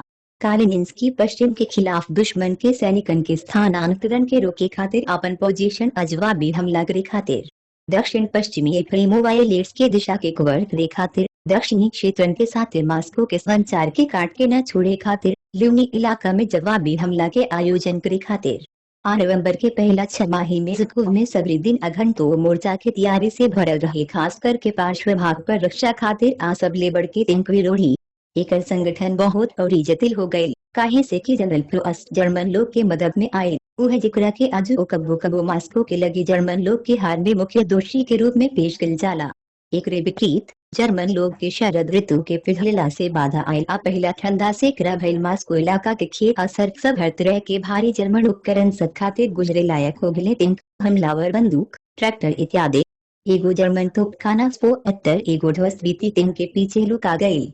सेना समूह केंद्र दिसंबर 1941 के बाद सोवियत कमान रक्षात्मक लाइन के मजबूत कैलस जर्मन खेत में खड़ान केस के बोतल हर तरह के बाधा राजमार्ग के 100 किमी गहराई तक नष्ट कर दी हल गई ताकि जर्मन टैंक के पैंतराबाजी से वंचित कैल जा सके। सेना के जॉन में गढ़पास से 9 मजबूत टैंक विरोधी इलाका बनावल गए जमुना में हर तरह के तोपखाना के इस्तेमाल किए गए। जमुना में राइफल आ टैंक विरोधी ग्रेनेड वाला लड़ाकू यूनिट के साथ घना संतृप्ति भइल। रेजिमेंट समेत तक रिजर्व बनावल गए विमानन टैंक तोपखाना के साथ ही बातचीत के इंतजाम हर यूनिट के कमांड पोस्ट पर सैनिकन के प्रतिनिधियन के ओर से कैल गए। वो एक हमला कैले जिसन की उम्मीद है फ्लैंक पर 15 नवंबर वो लोकोलामस्क की दिशा पर आधो दिन बाद काशिट्स की दिशा पर पहला हमला के जवाब दिया मुख्यालय के अचानक फैसला से ज़ुकूव खातिर अप्रत्याशित रूप से मुश्किल हो गई जवन घटना के रोके के फैसला कैलस। फायर सपोर्ट टैंक पीजेड के PFW के बाद मास्को के बाहरी इलाका में आईवी ट्रैफिक पश्चिमी मोर्चा दिसंबर 1941 के बाद एक दिन पहले स्टालिन पुनः के कहले रहले के देश शापोषनिकोवा हमार मांगना बा कि दुश्मन के आसन हमला के पूर्वाग्रही जवाबी हमला से नाकाम के जरूरी बा। एगो जवाबी हमला वो कोलामस क्षेत्र से, दूसरा से पुकोव क्षेत्र से चौथा सेना के पार्श्व में पहुंचावे के हुई। जुको एगो कठोर यथार्थवादी जे हमेशा आक्रामक तरीका से काम करत रहले, बाकी कौनो तरीका से लापरवाही से ना क्रापति जतवले। देश अभी काम नहीं हो सकत। हमनी का मोर्चा के आखिरी रिजर्व के जवाबी हमला में ना फेंक सकें जा जमुना के सफलता पर संदेह बा। हमनी के लगे रक्षा के मजबूत करे खातिर कुछ होना हुई जब दुश्मन अपना स्ट्राइक ग्रुप के संग आक्रमण पर जाई। बाकिर तब कचा के पकड़ मिल गई। स्टालिन आपत्ति न सुने के चाहत रहले आफुन काट दिले। लाल सेना के 112वें टैंक डिवीजन के तो ही इकाई से BA-20M पश्चिमी मोर्चा दिसंबर 1941 के बाद जाड़ा के छलावरण में सोवियत इंतन 76 के नष्ट कर दिहल गए। पश्चिमी मोर्चा दिसंबर 1941 के बाद समय से पहले जवाबी हमला मुख्य रूप से बेलोवादोवेटर के घुड़सवार कोर द्वारा बेशक असफल रहल खाली लोग के बेमतलब के मौत आ मेहनत से कमाई रिजर्व के बर्बादी के कारण बनल। वो अनबोअक मोर्चा के दाहिना पार्श्व दी लेल्युशेंको के 30वीं सेना 16वीं के रोकोसोव्स्की पर भारी ताकत के झटका उतार दिलन। 30वीं 300 जर्मन टैंक सब के दबाव में वोल्गा जलाशय के दक्षिण में भारी लड़ाई के साथ पीछे हट गयला। 16वीं 400 टैंक सब के हमला के आगे झुक गयी, बाकी लगातार जवाबी हमला करत धीरे धीरे पीछे के पोजीशन पर पीछे हट गयी। 16वीं सेना के जॉन में ही पानफिलोवाइट के लड़ाई भइल। उनका के जनरल पानफिलो के 316वीं डिवीजन के NPC रोकोसोव्स्की दिखले रहले। जर्मन लोग अंत में रेंगत क्रिउकोवा क्रास्नाया पोलियाना पहुंच गए। यहाँ मास्को के सबसे नजदीक आ गए। जर्मन समूहन के मुख्य हमला के दिन में मुख्यालय के गलत फैसला के नतीजा प्रभावित भइल। जुकोव के लगे सीमित रिजर्व रहे और उ हमला के प्रभावी ढंग से न रोकवले, पर्याप्त सैनिक न रहे। 30वीं और 16वीं सेना के बीच एगो खाई बन गई। घेराबंदी से बचे खातिर 16वीं सेना 23 नवंबर के क्लिन से रवाना हो गई। ले अंतर के बंद करे खातिर जुकोव जखारो के एगो टास्क फोर्स बनवले जमुना के काम दुश्मन के डिमित्रोवाया क्रोमा तक न पहुंचे से रोकल रहे। के कई गुभाव से थक गई कुन बाहर तू अपना पैतृक भूमि के हरम से चिपकल रहली, दुश्मन के करा ठुकरा देत रहली। एक कदम पीछे हटक वो फिर से जवाबी हमला करे खातिर तैयार हो गई और वैसन कैली। दोनों युद्ध दल के तनाव सबसे ज्यादा रहे। पश्चिमी मोर्चा के कमांडर कमजोर भइल सैनिक के कम से कम तनी मजबूत करे खातिर हर संभव कोशिश कईले, लेकिन साथ ही साथ आवे वाला रणनीतिक भंडार के कुछ हिस्सा में लड़ाई में न खींचा जाए के मुख्यालय के फैसला से ओलो के मास्को तक खींच लिहल गई। सबसे ज्यादा खतरा वाला इलाका में निर्णायक क्षण तक लोग के बचावे के परी। एक खातिर करा हिसाब किताब और बहुत सहन शक्ति की जरूरत रहे। नवंबर 1941 में तोला के पास लड़ाई गुडेरियन के दूसरा पेंजर ग्रुप के बिला के साथ जर्मन टैंक PJFWII के नष्ट कर दिलस। गंभीर स्थिति में सेनापति के ऐसा समाधान खोजे के जरूरत बा जवन की दुश्मन के अनिवार्य हार के उड़ ले जाए। एक खातिर बहुत जरूरी बा कि डगमगाया के जरूरत ना पड़े, इधर उधर ना होके के चाहे, आत्मसंयम ना होके स्थिति के गंभीरता से आकलन करे के क्षमता न होके के चाहे। दुश्मन के झटका के खाली मोर्चा के उपलब्ध ताकत से भगावे के फैसला करत आए तरीका से जवाबी हमला खातिर रिजर्व के बचावे के फैसला करत जुको उनकर मुख्यालय के जनरल अफसर लोग अपना के सबसे बढ़िया पक्ष से दिखा दिहल। ई एगो बोल्डा जोखिम भरल फैसला रहे, बाकी रू अपना के जायज ठहरवलसी। जुको कौना चीज पर भरोसा कैले रहले। सबसे पहले तो सैनिकन के अधिकता जवन मातृभूमि के रक्षा के पवित्र विचार से प्रेरित रहे। रोकोसोव्स्की 16वीं सेना के बारे में जवन कहले रहले वो पूरा तरीका से कई गो फॉर्मेशन पर लागू बा जवन की मास्को के लगे लड़ाई लड़ रहे। उदाहरण खातिर 316वीं आई पानफिलोवा 78वीं एबेलो बोरोदोव जिसन डिवीजन एगो बेहतर दुश्मन के साथ वीरता से लड़लस। बेग में घुस के उलो जेर से लड़त रहला, घेराबंदी से बाहर निकल के फिर उसे बचाव के पकड़ लिहल। ओ घड़ी कई गो लड़ाकू सेनापति लोग खातिर मरण तक लड़ाई लड़ खाली नारा रूपक न रहे। गोलीबारी से मौत हो गई। टैंक के पटरी का नीचे ग्रेनेड लेके दौड़ गई, बाकी लाइन पर बनल रहल। तुलाक के बाहरी इलाका में एंटी एयरक्राफ्ट गनर जर्मन टैंक के हमला के भगावे के तैयारी में बढ़े। इस फैसला के एक और कारण दुश्मन के हरकत के सावधानी पूर्वक विश्लेषण के आधार पर है। जर्मन जनरल जिसे कि मास्को के घेरे के विचार से मोहित हो गई होके कालिनिन से तुला तक के 800 किलोमीटर के मोर्चा के दूर के किनारे पर स्थित टैंक का मोटर 40 डिवीजन की सफलता से जिससे अपना पार्श्व समूह के आगे बढ़ा दिहल, चाहे कुछ न होके। आउ लोग रूसियन के एशेलोन आ जवाबी हमला करे वाला डिफेंस का सोचा आवत रहे। आउ लोग अधिका से अधिका कुन बहत रहुए आ आपन घुसपैठ करे के क्षमता गुवा दिलसी। एक साथे ही जर्मनी मोर्चा के बीच में हमला के आयोजन न कर पवलस आए से जिसे कि जुकूर लिख ले बाद की हमने के मौका मिलल कि हमने के डिवीजनल समेट सक्रिय रिजर्व के निष्क्रिय सेक्टर से केंद्र से पार्श्व भाग में स्वतंत्र रूप से स्थानांतरित कर सकीले आ दुश्मन के हमलावर समूहन का खिलाफ निर्देशित कर सकीले।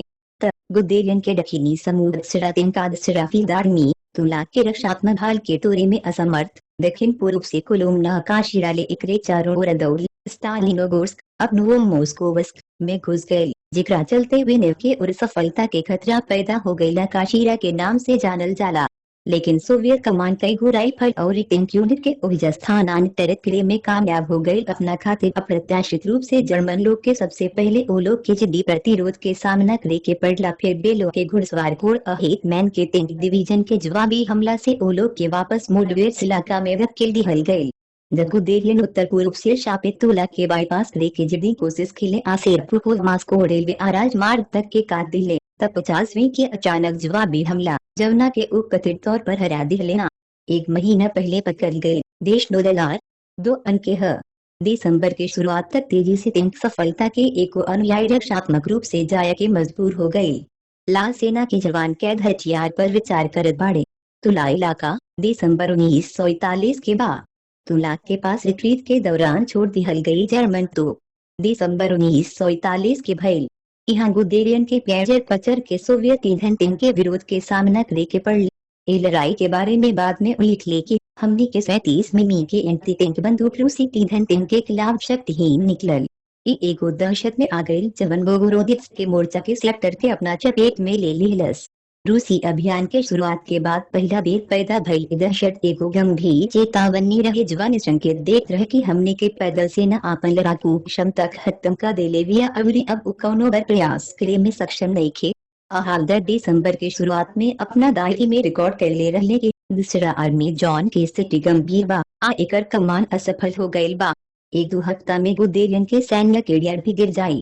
नवंबर के अंत में मास्को के लगे मोर्चा की स्थिति गर्म हो गई। 23 नवंबर के तीर आचार जर्मन मेजर ग्रुप क्लिना सोलनेचनोगोर्स्क में घुस गई से अक्रोमा क्रास्नाया पोलियाना पर प्रहार कैला के बाद मास्को से महज 20 किमी दूर पावल गई। 28 नवंबर के मास्को वोल्गानहर के बर पार के जर्मन लोग ए पुला एगो छोट पुल के सिर पर कब्जा कर लिहल। उ लोग लंबी दूरी के बंदूक से सीधा गोली मारे खातिर मास्को के लगे पहुंचल आ ओकरा के डिलीवर कर दिहल।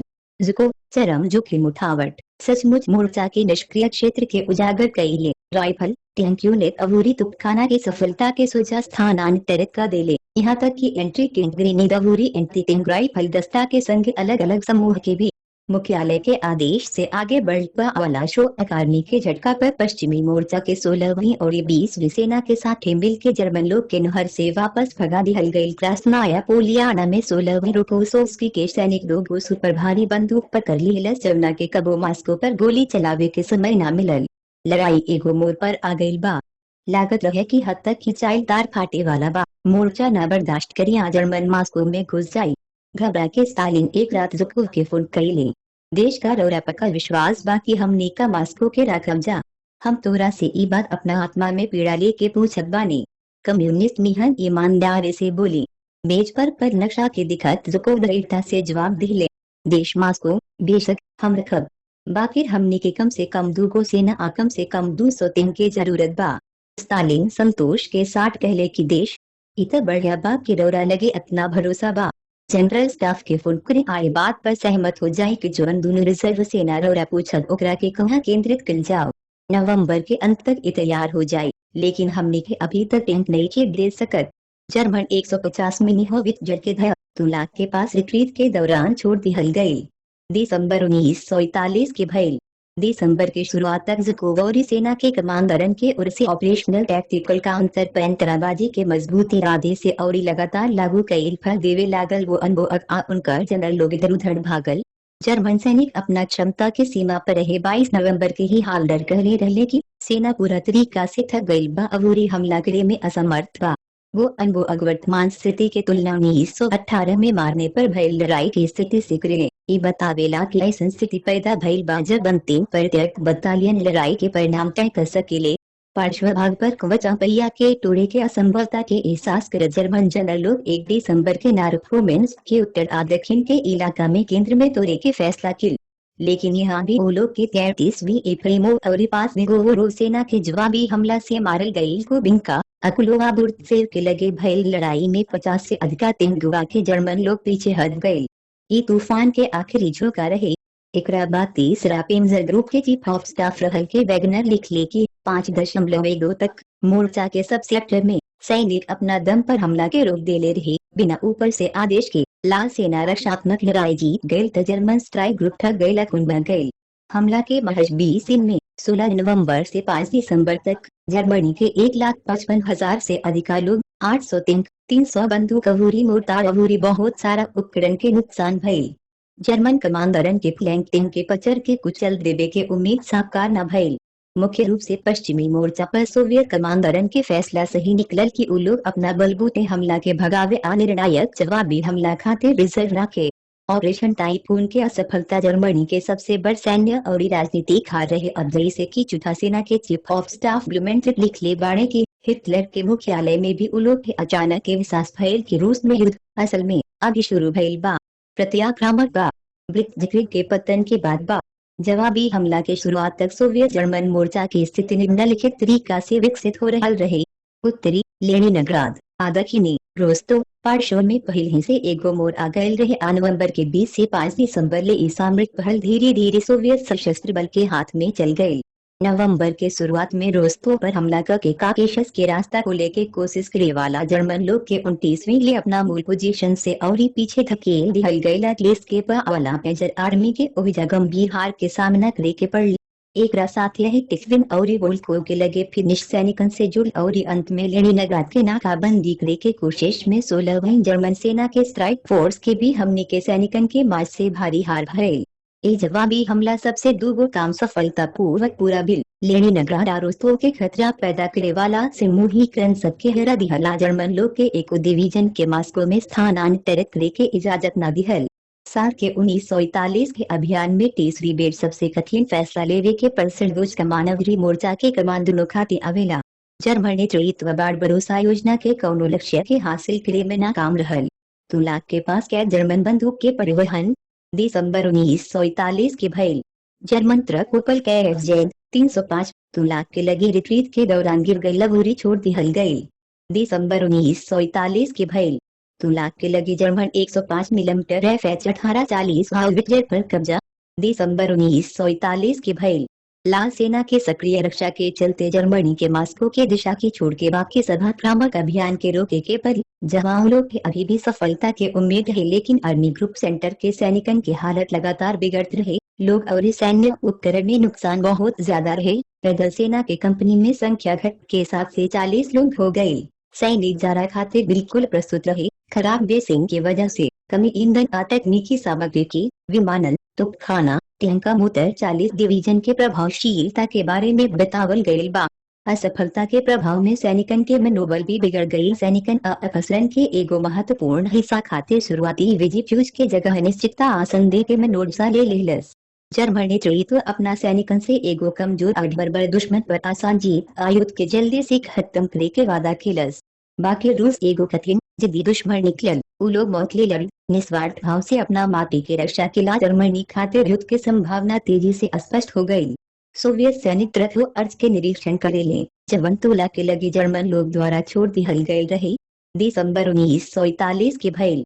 आत्मविश्वासा दुश्मन के कमांकल जर्मन जनरलन के साथ एगो कपटी मजाक खेलस। सोवियत सैनिकन के जवाबी हमला में संक्रमण के ठीक पूर्व संध्या पर जर्मन खुफिया विभाग हिटलर के रिपोर्ट किलस की रूसी सेना वो लोग के बिना कौनो खास सुदृढ़ीकरण के बढ़हन हमला पर न जाय देला। सोवियत कमान अपना कुशलता से और गुप्त रूप से तीनों मोर्चा के सनवा रिजर्व के तैयार कैलस और आगे बढ़ा दिहलस की जर्मन के अंतिम घंटा तक वो लोग के पार्श्व में एक ध्यान न गई। रक्षात्मक लड़ाई के दौरान ज़कुवा मुख्यालय 1 मिनट खातिर मुख्य लक्ष्य सेना चुकलो पल के जब्त करे के पहल के जब्त करे के। आज जब दुश्मन अपन आक्रामक क्षमता खत्म हो गई तो वापस हमला करे के वो अधिका से अधिका रिजर्व के शुरुआत कैले। बाकी रूस के बर्फ में अंतिम बटालियन एक के जड़ गए। उनकर सेना के मोर्चा पसरल रही। उनकर सेना और कमजोर होकर जात रहे।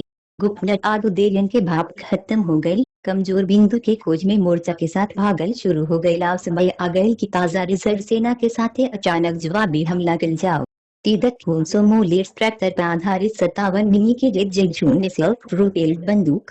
पश्चिमी मोर्चा 1941-42 के बाद 29 नवंबर के जुकूव निष्कर्ष निकले कि दुश्मन अपन संभावना खत्म कर देले रहे, पर नजदीक आ गई रहे। स्टालिन की स्थिति की जानकारी देले और निहोरा कहले के जवाबी हमला करे के आदेश दिहल जाए। रिपोर्ट सुनला के बाद स्टालिन पूछले के देश का रौरा पक्का विश्वास बा कि दुश्मन संकट की स्थिति के नजदीक आ गई बा, ओकरा कोनो नया से मुहीकरण के कार्यवाही में ले आवे के मौका नहीं मिलत। जुकूव स्टालिन के निश्चिंत संदेह के पकड़ ली जे बढ़िया से समझत रहले कि समय से पहले भादेर से ऐसे महत्वपूर्ण फैसला लेवे में गलती के घटना की मत लागी। आदरता से जवाब दे ले देश दुश्मन थक गई बा, बाकी अगर हमने का अब दुश्मन के खतरनाक घुसपैठ के खतरनाक रब जाता जर्मन अपना सैनिकन के उत्तरी आदक्षिणी से मुहीकरण की कीमत पर मास्को क्षेत्र में अपना सैनिकन के बढ़हन रिजर्व से मजबूत करती है, तब हालात गंभीर रूप से जटिल हो सकेला। स्टालिन कुछ देर रुकला के बाद कहले हमने के जनरल स्टाफ से परामर्श करब जा। यही 29 नवंबर के सांझ मुख्यालय एगो फैसला किलस आप पश्चिमी के साथे कालीनीन आए कोनेव आ दक्षिण पश्चिमी के तिमोशेंको मोर्चा के जवाबी हमला के योजना पेश करे के मांग किलस। मास्को से 7 किमी उत्तर और 100 किमी दक्षिण में सेना के हमला के लाल तीर के साथ पश्चिमी के योजना नक्शा अगला दिन 30 नवंबर के पेश कईल गई। लेखरा साथे एगो व्याख्यात्मक नोट संलग्न रहे। सोवियत संघ के रक्षा मंत्रालय के अभिलेखागार थे OP 947 फाइल 36 शीट 7072। चेकोस्लोवाकिया के उत्पादन PZFW 35 के जर्मन टैंक 6वीं पैंजर डिवीजन के साथ सेवा में रहे जवन मास्को के लगे इक्शा आलोबनिया तक पहुंचे। प्रत्याक्रमण के मामला में दाहिना 16वीं आयत सन्मा सेना आबाई 10वीं सन्मा सेना के पार्श्व में सन्मा समूहन के खाली तत्काल काम सौंपल गिल। 3 सोलनेचनोगोर्स्क पर हमला करके आस्त्रा दिशा में मुख्य दुश्मन के हरावल दाहिना विंग पर से मूलबद्ध होकर उजलोवाया अबोगोरोदित्स के गुडनेडियन समूह के पार्श्व पीछे के और हमला करके पश्चिमी मोर्चा के बाईं ओर के दुश्मन के हरावल जाला। बाकी 5वीं 33वीं 43वीं 49वीं आ 50वीं सेना के काम दिहल गई कि दुश्मन के सेना के पिन करके ओकरा के सैनिकन के हस्तांतरण के संभावना से वंचित कर दी। सब विमानन के 2/3 हिस्सा के दाहिना लोग के साथ बातचीत लेके रहे, बाकी लोग के बाया समूहन के साथ आक्रामकता के शुरुआत पार्श्व में देश 3 से 4 दिसंबर के पूर्व में, बाकी देश 4 से 5 दिसंबर के। एगो निजी नोट में ज़ुकोवाचिलावस्की से कहले कि योजना के तुरंत रिपोर्ट स्टालिन के देश अबूरी निर्देश देश की न तो तैयारी में देरी हो सकता। योजना के तुरंत बिना कौनो बदलाव की मंजूरी मिल गई, जौना में स्टालिन के प्रस्ताव रहे कि हम सहमत बानी। पश्चिमी मोर्चा के दाहिना अबानिया विंग की ताकत से जर्मन से मुहीकरण के हरावे के विचार काफी जोखिम भरल रहे, काहे से कि ई हमला बेहद कठिन परिस्थिति में भयल रहे। नवंबर दिसंबर 1941 में देश में औद्योगिक उत्पादन युद्ध के पूरा समय में सबसे कम रहे। पूरब के उरा खाली करी गई उद्यमन के जरूरी मात्रा में हथियार आ गोला बारूद न मिल पावला हमने के सैनिकन के गर्मी आ शरद ऋतु में उपकरण के भारी नुकसान भये। अधिका से अधिका बिला साधन जुटावे खातिर सरकार मुख्यालय से बहुते मेहनत लागल। मास्को क्षेत्र के बर्फ में मशीन गन के चालक दल।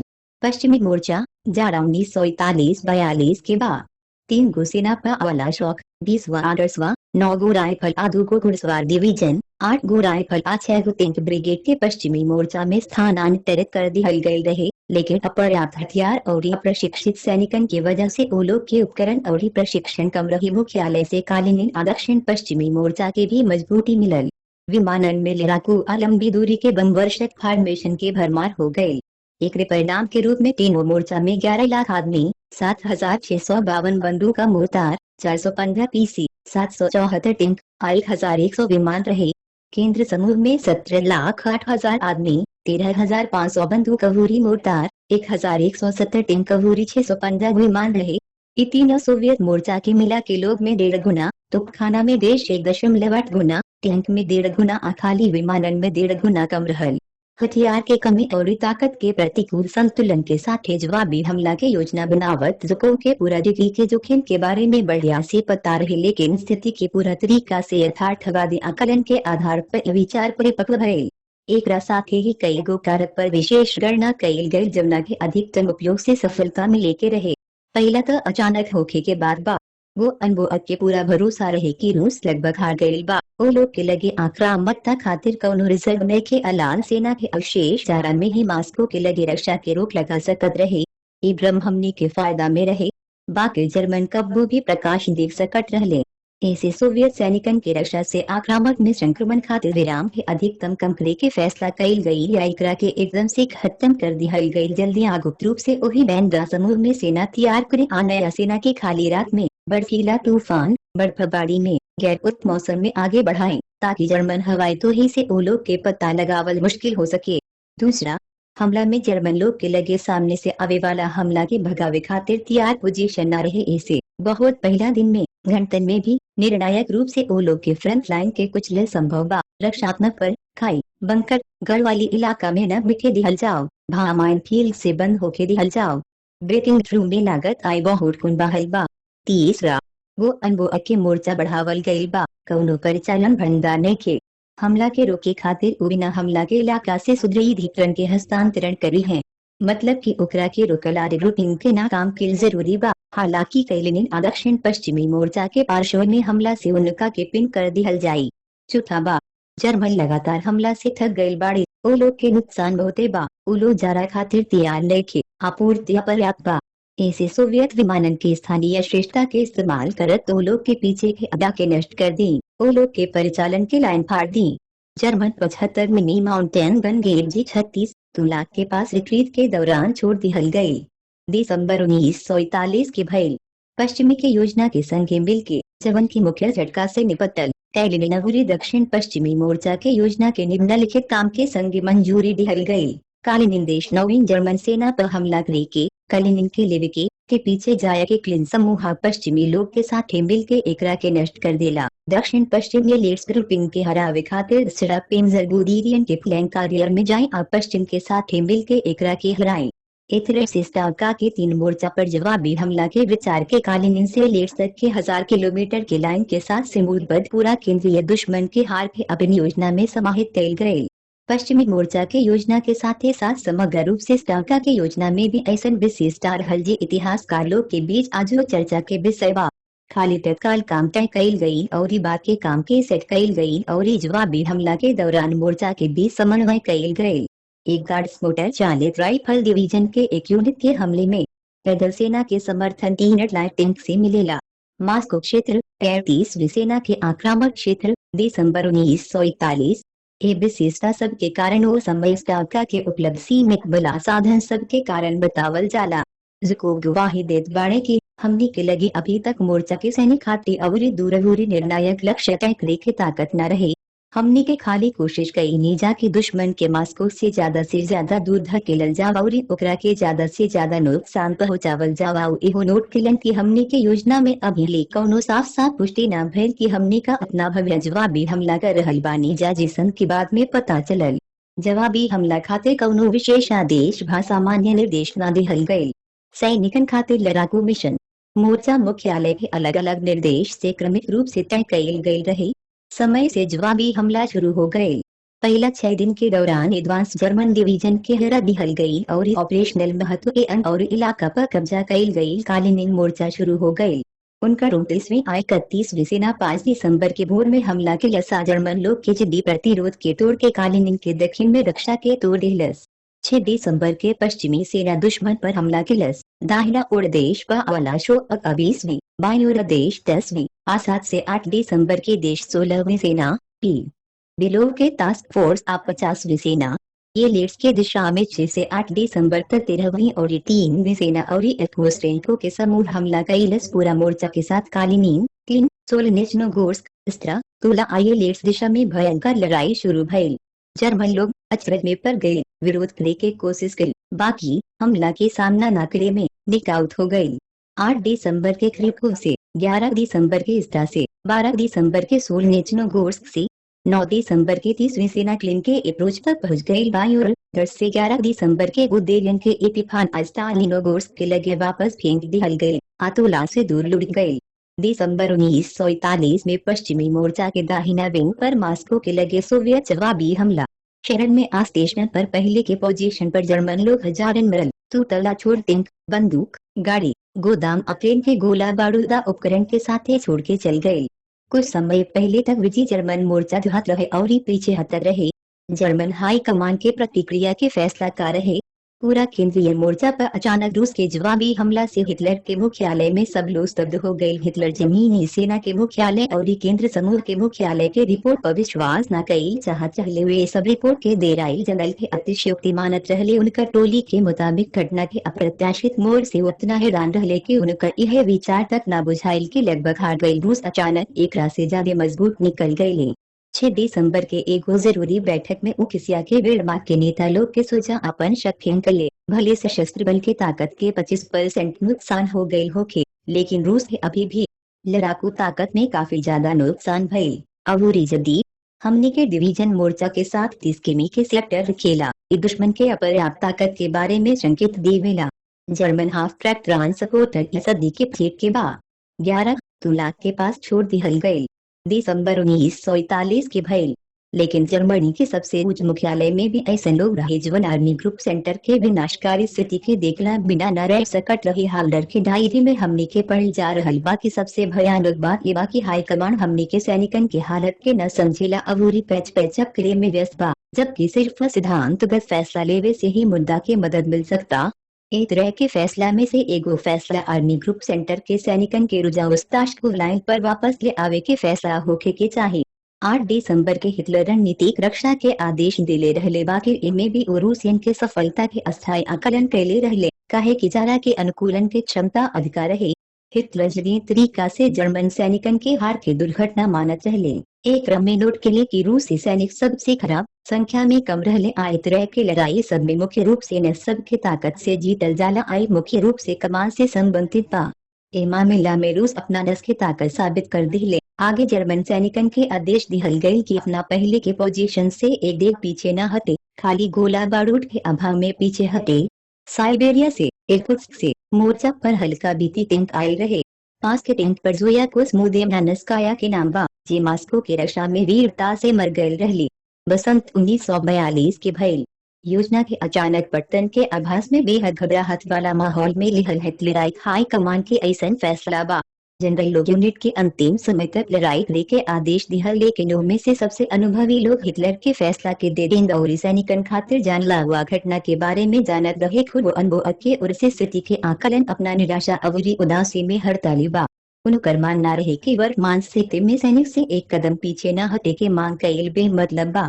दरअसल आर्मी ग्रुप सेंटर खातिर पीछे हटे और दीवारक लड़ाई दोनों कैलन संभव रहे, काहे कि दोनों के चलते भारी जान माल के नुकसान भइल। विचार अनैच्छिक रूप से खुद के सुझाव देला। ऐसा आकलन आमर नोर्चा के साथ आमतौर पर जनरल लोग आत्मसमर्पण कर देला। टूटल वो अनुभव के बाद में हिटलर कमान से हत्या दी है। सोवियत जवाबी हमला के सफलतापूर्वक विकास पार्श्वा केंद्र में भइल। दुश्मन के मोर्चा के सफलता पीछा करे खातिर टैंक घुड़सवार फॉर्मेशन के हिस्सा के रूप में शोक ऑपरेशनल मोबाइल ग्रुप बनावल गये। बाई और एफ कोस टैंकों के समूह दक्षिण पश्चिम मोर्चा के 13वीं सेना 13 दिसंबर के लेट्स में घुस गये। 16 दिसंबर के जर्मन 34वीं कोर के मुख्य सेना के घेर के नष्ट कर दिहलस। आगू देलियन के 2 के सेना के कुछ हिस्सा के पिन कर दिहलस। पंजा सेना के एक साथ ही पश्चिम के 10वीं आ 50वीं सेना उत्तर से हमला के लसाबे लोग के समूह पर अवला कैवेलरी कोर हेटमैन के प्लेजर डिवीजन स्टालिनोगोर्स्क में घुस गए।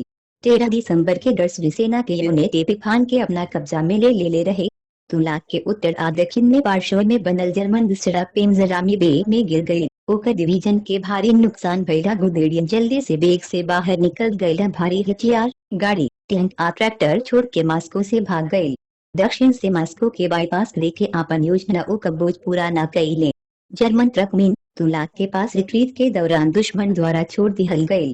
दिसंबर 1941 के भइल। रुजा के बाहरी इलाका में ला सेना के 136वीं अलग टैंक बटालियन से टैंक के आई वेलेंटाइन द्वितीय ए हमला के 10 दिन के दौरान वामपंथी के सेना 130 किमी आगे बढ़ी। तुलाक के घेराबंदी हिता के स्तारित समालो यारोस्लावेट्स कालुगा लाइन पर पहुंचई। 10वीं सेना 30 दिसंबर 1941 के जर्मन लोग के कालुगा से भगा दिलस।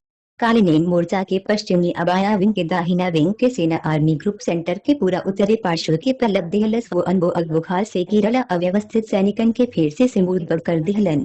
भारी नुकसान के सामना करे वाला 3 टैंक समूह के गोपनर के कमान में एक साथ ले आवे के पड़ला इस तरह असोल नेचनो गोर्स के लगे लाइनन के आखिरी मौका तक रोके के काम सौंपल गए ताकि रूस के क्लिन पर कब्जा न होके जवन एगो बढ़हन रहे जंक्शन जमुना के माध्यम से मुख्य जर्मन सेना उलामा आरोजा नदी के मोड़ पर रक्षा तैयार करे खातिर समय हासिल करे के कोशिश किलन, लेकिन पैंतराबाजी के कौनो खास नतीजा न मिलल। तुलाक के पास जर्मन लोग द्वारा छोड़ी गई गाड़ी दिसंबर 1941 के भइल बख्तरबंद कार्ड BA-20 के बाद लाल सेना के 112वीं पैंजर डिवीजन से BA-6 आ BA-10 दिसंबर 1941 के भइल जुकूब समय से पहले एक्टिंग कईले 16वीं 5वीं और 20वीं सेना के हमला में जवान इस्रा लोग तन्या असोल नेचनो गोर्स के अपना कब्जा में ले ली। संयुक्त गोपनर समूह एक विरोध न कर सकल।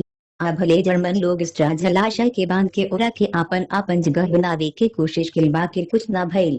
रोकोसोव्स्की इन कतकोवाया फ्रेमी जो के मोबाइल समूह के साथ पार्श्व से ईंधन के बाईपास के लिए मजबूत मैदान के बाधा सब के गिरा के पश्चिम के ओर बढ़ले। 15 दिसंबर के पहला स्ट्राइक उजनेट 138वीं लेल्यूशेंको क्लिन में घुस के दूगो मोटर चालित आए टैंक वाला जर्मन डिवीजन के हरा दे ले। एक साथ ही जर्मनी के वापसी के रास्ता के रुक के कैलिनिन फ्रंट के 29वीं 31वीं सेना 16 दिसंबर के कालिनिन पर हमला किलस। जर्मन गैरिसन के आत्मसमर्पण से मना कैला से जर्मन लोग के खाली 10,000 से अधिक सैनिक अपहरण की मौत हो गई। केंद्र समूह के दक्षिणी और खासकर उत्तरी पार्श्व के हार से जर्मन कमान के भ्रम पैदा हो गई और जनरल लोग के बीच तीखा मतभेद पैदा हो गए। दिसंबर के मध्य के घटना सूचक ग्राउंड फोर्स के commander in chief field marshal V ब्रॉकिस 13 दिसंबर के स्मोलेंस्क खातिर उड़ान भर ले रहले। वहाँ वो अनबो उनके प्रलय के असली तस्वीर के खुलासा करत बेबाक तरीका से कहले कि पहले नियर लड़ाई लड़े के जाहिर तौर पर उनके दिमाग में हिटलर के आदेश रहे कि मतलब होला सैनिकन के पूरा तरीका से विनाश के बर्बाद किल। ब्रॉचिस 14 दिसंबर के सेना के कमांडरन के साथ भय एगो बैठक में पीछे हटे की अनिवार्यता परिणाम स्वरूप ब्लिट्ज़क्रिग के पतन के बारे में आश्वस्त हो गिले। सेना के कम से कम रुजावोलो को लाइट सलाइन तक वापस ले आवल जरूरी रहे। BA-10 बख्तरबंद कार्ड और ईंधन 76 टीम के कमांडर अपना लड़ाकू मिशन के साथ करताड़े।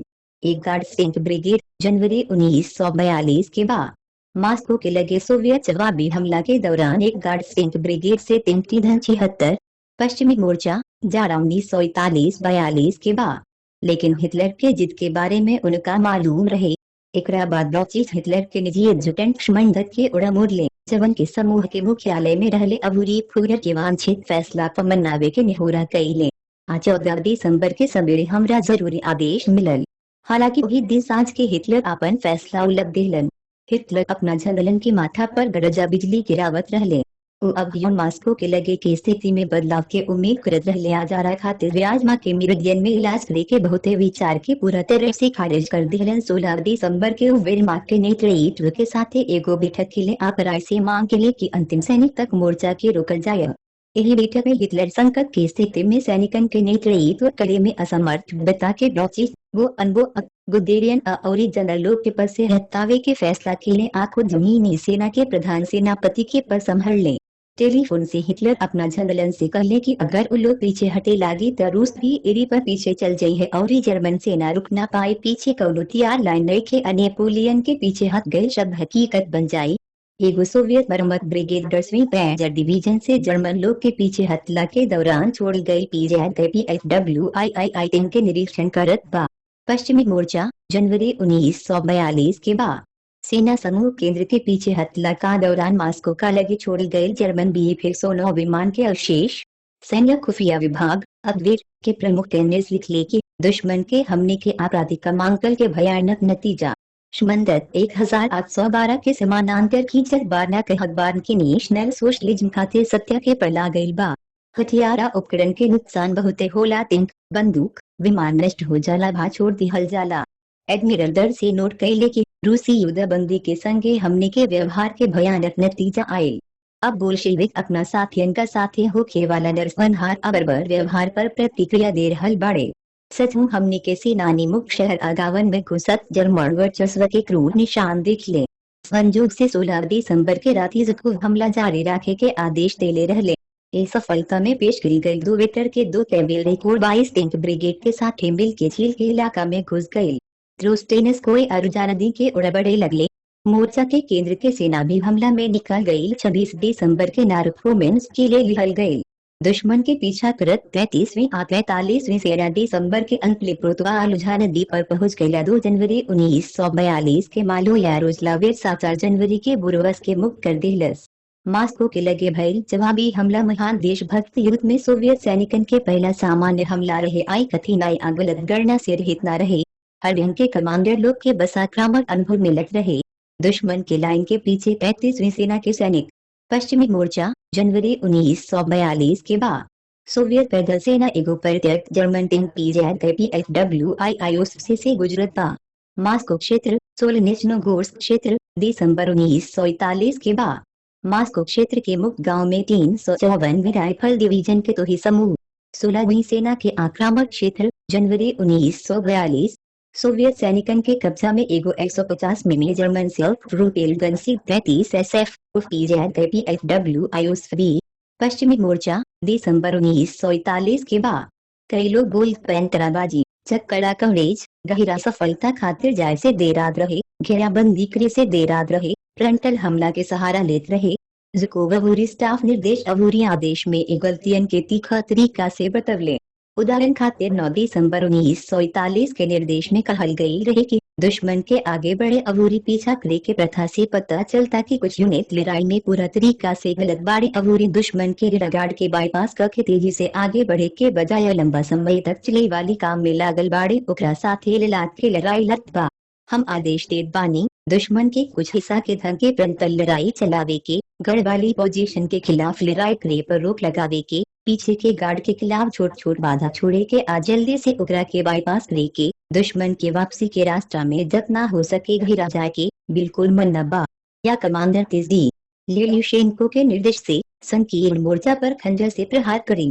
स्ट्राइक फोर्स के चारों ओर से बढ़िया से घेर ली। 7 से 10 जनवरी 1942 तक तीनों मोर्चा के आक्रामक क्षमता सूख गई रहे। सरप्राइज फैक्टर को थक गई रहे। दुश्मन कई गो प्राकृतिक लाइन से चिपक के मजबूत रक्षा के आयोजन करे में कामयाब हो गई। मोर्चा लाइन ओरेश की 7:30 तक पहुंचने के साथ लामा और रुजामालो यारोस्लाविच कालुगा मोसास्क सुखनिची बेले मसेन्स नोवोसिमास्को के लगे जवाबी हमला के पहला चरण खत्म कर दिलस। ए लाइन से ला सेना के सामान्य हमला शुरू भइल 14 जनवरी से अप्रैल 1942 तक चलल। 35वीं सेना के सैनिकन के पुरस्कार दिहल। सोवियत जर्मन मोर्चा व्याजमा क्षेत्र फरवरी 1942 के बाद जर्मन टैंक PZPFWIII के एगो स्तंभ मास्को से पीछे हट जाला। दिसंबर 1941 के भइल। अंतिम बात मास्को के लगे के लड़ाई 1941 के अभियान के बहुत निर्णायक लड़ाई बन गई। जवना के शुरुआत में जर्मनी के सैन्य राजनीतिक नेतृत्व के आकांक्षा रहे जवना से सोवियत संघ के खिलाफ blitzkrieg शुरू भइल। आई लड़ाई जर्मन सैनिकन के हार के साथ खत्म हो गई। वीरमार्क के आदमी आउटकरण के भारी नुकसान भइला। जर्मन सेना सब के मास्को से 200 से 400 किमी पीछे धकेल दिहल गई। बाकी ए लड़ाई के मुख्य महत्व एने भी नहीं थे। मास्को के लगे सोवियत सैनिकन के जीत दूसरा विश्व युद्ध के एगो मोड़ के शुरुआत रहे। जर्मनी के सामने एगो लंबा थकाऊ युद्ध के असली खतरा रहे जवना पर नाजी नेतृत्व के भरोसा न रहे। सोवियत संघ के जल्दी हार के साथ हिटलर के इरादा रहे कि यूरोप में जर्मन वर्चस्व स्थापित प्रेस और इंग्लैंड के अंतिम उम्मीद के नष्ट कर दिहल जाओ ताकि जर्मनी के साथ युद्ध जारी रखे खातिर कम से कम कुछ समर्थन मिल सके। एकर उल्टा निकलल। इंग्लैंड आ अमेरिका जवन पहले सावधानी आ इंतजार के रुख अपनावत रहे पूर्वी मोर्चा पर मुठभेड़ देखत रहे। अब पत्थर के अपना गोदी में गहिरा दबा के आखिरकार सोवियत संघ के साथ जर्मनी के खिलाफ गठबंधन और युद्ध के समझौता करे के फैसला कइले। मई जून 1942 में बनावल गयी। आ भले हिटलर एक गठबंधन के अप्राकृतिक मानत रहले बाकी एकरा बावजूद उनका एगो ताकतवर हिटलर विरोधी गठबंधन अविरोधी के रूप में दूगो मोर्चा पर लड़ाई के संभावना मिलल। मास्को के लगे हमने के जीत के रणनीतिक महत्व ऐसन बा। स्टाफ कार कैरेज 82 ईंधन के कमी के चलते छोड़ दिहल गई। दिसंबर 1941 के भइल। लाल सेना के 17वीं टैंक ब्रिगेड के 376 टैंक के एगो को अलम। दिसंबर 1941 के भइल। रहल बात मास्को के लड़ाई के ऑपरेशनल टैक्टिकल आकलन के तय हो बतावल जरूरी बा कि लाल सेना युद्ध के ए पहला सामान्य लड़ाई में बेहतर ताकत आ साधन से न जीतलस आ कौनो तरीका से बेहतर रणनीति से न जीतलस। सोवियत सैनिक अफसर मन के ताकत में दुश्मन के पीछे छोड़ दिले। अधिकता आ सहन शक्ति निस्वार्थ आजीत के इच्छा ऐसन गुण जवन राष्ट्रीय रूसी चरित्र के गहराई से निकलेला। जर्मन रणनीतिकार ब्लिट्ज़क्रिग के सिद्धांत के अनुसार मुख्य दौलत अवूरी इस सैद्धांतिक रूप से सही बात इंकवूरी मशीनी फॉर्मेशन के पैंतराबाजी अवूरी गुस्से की शक्ति पर मिल के स्ट्राइक ग्रुप में जल्दी से मोर्चा के तोड़े के क्षमता पर बनावे के चक्कर घेराबंदी के रास्ता। बाकी पश्चिमी यूरोप में सफलता ले आवे वाली ई रणनीति सोवियत संघ के खिलाफ लड़ाई के पहले दिन से ही डगमगाए लागल यूरोपीय राज्यन के सेना जर्मन टीम के पचर से अपना मोर्चा के घेरा सफलता के बाद अब गंभीर प्रतिरोध न किलस, पीछे हट गईल भा आत्मसमर्पण कर दिलस। ये बात की हार मानट रूस में जर्मनी के सामने एगो बिल्कुल अलग दुश्मन सामने आयल। पहल ही से 29 जून 1941 के जर्मन ग्राउंड फोर्स के जनरल स्टाफ के चीफ अपना आधिकारिक डायरी में लिख ले रहे कि मोर्चा से मिलल जानकारी से ये बात की पुष्टि होता कि रूस अंतिम आदमी तक हर जगह लड़ाई लड़ताड़े। रूसियन की जिदी प्रतिरोध हमनी के अपना लड़ाकू नियमन के सभी नियमन का हिसाब से लड़े के मजबूर कर दिला। पोलैंड अवूरी पश्चिम में हमनी के अपना के कुछ आजादी अवूरी वैधानिक सिद्धांत से विचलन के अनुमति दे सकता नहीं, जवन की अब स्वीकार्य बा। फिर 20 जुलाई के प्रवेश दुश्मन के अलग अलग समूह जवन हमनी के पीछे बनल रहल बा हमनी खातिर असली आपदा बा। मास्को क्षेत्र के शहर में से एक शहर में टूटल जर्मन उपकरण। पश्चिमी मोर्चा जनवरी 1942 के बाद सोवियत सैनिकन के तुरंत जर्मन जनरलन के रणनीति और रणनीति के प्रभावी ढंग से मुकाबला करे के तरीका न मिलल। बेशक हमने के सैन्य नेता लोग खातिर इंजन के युद्ध नवीनता न रहे, लेकिन एकरा खातिर लाल सेना के अफसर कोड के असली प्रशिक्षण और 1941 में सोवियत सैनिकन के तकनीकी उपकरण बराबर न रहे। दूसरा तरफ पश्चिम में मिलल सफलता से प्रेरित जर्मन अपना मोबाइल सैनिकन की ताकत के बढ़ा चढ़ा के दिखावे लगले अपना रूसी दुश्मन के क्षमता हुनर के साथ कमांग कर। युद्ध की शुरुआत से ही ये लोग नियमित रूप से गहरा टैंक से मशीनीकृत सफलता के वही ऑपरेशनल टैक्टिकल तरीका के सहारा लेला। ओकरा बाद फ्लैंक बाईपास कईल गई जर्मन रणनीति के स्पष्ट सफलता मिलल, जबकि जर्मन टीम के तोड़ के देख के रूस को गई अवूरी को लोग से भाग गए। बाकी 1941 के गिरावट ले सोवियत अफसर असैनिकन के बढ़त संख्या के एहसास हो गए कि हर हाल में लड़ना जीतल एक घुटना पर खड़ा होके भी संभव जरूरी बा। एकर एगो साफ उदाहरण बा उल्टा ब्रायन स्ट्रेंथ भातोला के बचाव के घेराबंदी से मिलल सफलता। आई हो बतावल जरूरी बा कि अक्टूबर 1941 में व्याजमा के लगे भइल तबाही के बावजूद सोवियत सैनिकन के लड़ाकू प्रतिरोध के भावना न खाली टूटल न रहे बल्कि लगातार बढ़ रहे। नवंबर आ दिसंबर के शुरुआत में जर्मन लोग आगे बढ़त रहल। 20 से 30 किमी पर मास्को के नजदीक पहुंचल। बाकी अब उ लोग प्रभावशाली सफलता भा कौनो खास घेराबंदी न कर पवलस। आलंकारिक रूप से कहल जाता ए दौरान जर्मन लोग अपन सफलता के उतना विकास न करत रहे जितना कि अदृश्य बसंत के अधिका से अधिका संकुचित करत रहे। दिसंबर में वो लोग की ताकत सूख गई, झरना टूट गईला, वो लोग के कुछ जवाबी झटका लागल। अधिका सैन्य दृष्टि से देखल जाओ तो वेरमार्क के 72 बंदा मोबाइल यूनिट अभी लोग हमनी के रक्षा के तोड़ रहल बा के सोवियत सैनिकन के बल प्रतिरोध का सोचा जर्मन जनरल अपना हमलावर समूहन के पर्याप्त पैदल सेना रिजर्व से समर्थन न कर पवले जवन की कर पाए सफलता के मजबूत करे के बाद अपना शुरुआत में जीत हासिल के ऑपरेशन टाइफून जर्मनी खातिर हार में बदल गयी। एक विपरीत मास्को के लड़ाई में सोवियत कमान जर्मनी इंजन के तेज लड़ाई के मुकाबला रिजर्व के थकाऊ लड़ाई के रणनीति से करे में सक्षम रहल। अंत में निर्णायक जीत हासिल किलस।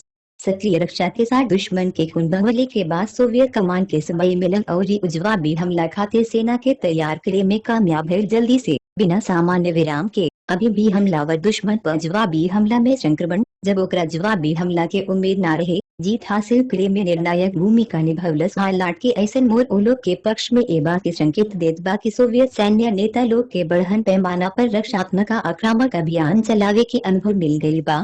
मास्को के लगे सोवियत सैनिकन के औरी हमला के योजना जनवरी से मई 1941 ले चलल। रक्षा के आयोजन जवाबी हमला के पल चुने में एगो उत्कृष्ट भूमिका में कौनो संदेह नइखे, जी की स्टालिन सुप्रीम कमांडर के रूप में भी अनुकरणीय दृढ़ता और सहन शक्ति देखले। रिजल्ट तैयार करे और सही समय तक ओकरा के बनाए रखे के बहुत बढ़िया काम कइले। हिटलर के गलती ना शरद ऋतु के पिघलना आना कठोर जारा मास्को के लगे जर्मन सैनिकन के हार के मुख्य कारण रहे। हालांकि बेशक ये सब के एगो खास महत्व रहे बाकिर सोवियत सैनिकन के लोहा के सहन शक्ति का खिलाफ 10 लाख से अधिक जर्मन समूहन के कुचल दिहल गई जमुना का पीछे रूसी जनता खड़ा रहुए जवन जीत ले अपना पितृ भूमि खातिर लड़ाई लड़े के ठान ले रहुए। हालांकि बेदाग सोच वाला जर्मन रणनीतिकार लोग के नजर एगो महत्वपूर्ण कारक पर न रहे जवन के जनरल जोडल के युद्ध के बाद याद रहे जब जर्मनी के हार के कारण पूछल गई तो जवाब दिले कि रूस के संगे युद्ध शुरू कैला पर हमने के बेशक डिवीजन टैंक विमान के अनुमानित संख्या के बारे में पता रहे, लेकिन हमने के रूसी सैनिक के न जानत रहनी। ओ लोग के धन स्मृति खातिर जे मौत तक खड़ा रहले, लेकिन दुश्मन के मास को न जाय दिले के बा आए मेशचांस्की के संग्रह प्रकाशन केंद्र एक्सप्रिंट अभिलेखागार से फोटो चित्रण के बारे में बतावल गईल बा। एक गार्ड टैंक ब्रिगेड से बख्तरबंद कार्ड BA-10 पश्चिमी मोर्चा दिसंबर 1941 के बाद लाल सेना के 112वें टैंक डिवीजन से बख्तरबंद कार्ड BA-20 पश्चिमी मोर्चा दिसंबर 1941 के बाद मोबाइल बोगेसी 33 ऑफ PZKPFW पर 150 मिमी सेल्फ प्रोपेल्ड बंदूक वीरमार्क के 10वीं पैंजर डिवीजन से IOSFB सेना समूह केंद्र नवंबर 1941 के बाद वीरमार्क के 7वीं पैंजर डिवीजन से फ्रांसीसी उत्पादन पेनहार्ड 178 के बख्तरबंद कार सेना समूह केंद्र के बाद लाल सेना के 132वीं अलग टैंक बटालियन से अंग्रेजी में बनल टैंक कैंप के II मदरीना II उत्तर पश्चिमी मोर्चा जनवरी 1942 के बाद लाल सेना के 136वीं अलग टैंक बटालियन से अंग्रेजी में बनल टैंक कैंप के II वेलेंटाइन II पश्चिमी मोर्चा दिसंबर 1941 के बाद जाड़ा के सुरक्षात्मक विक्रेट छलावरण में एक गार्ड टैंक ब्रिगेड से 376 पश्चिमी मोर्चा जनवरी 1942 के बाद वीरमार्क के 20वीं पैंजर डिवीजन से मध्यम टैंक PZKPFW IV ओस्फी दिसंबर 1941 के भइल रॉयली काम के मुफ्त ई लाइब्रेरी http://royalib.com से किताब डाउनलोड करे खातिर धन्यवाद। किताब के बारे में एगो समीक्षा छोड़ी http://royalib.com/comment/bitwan_z_maskvu.html लेखक की सब किताब http://royalib.com/author/bilinin_g.html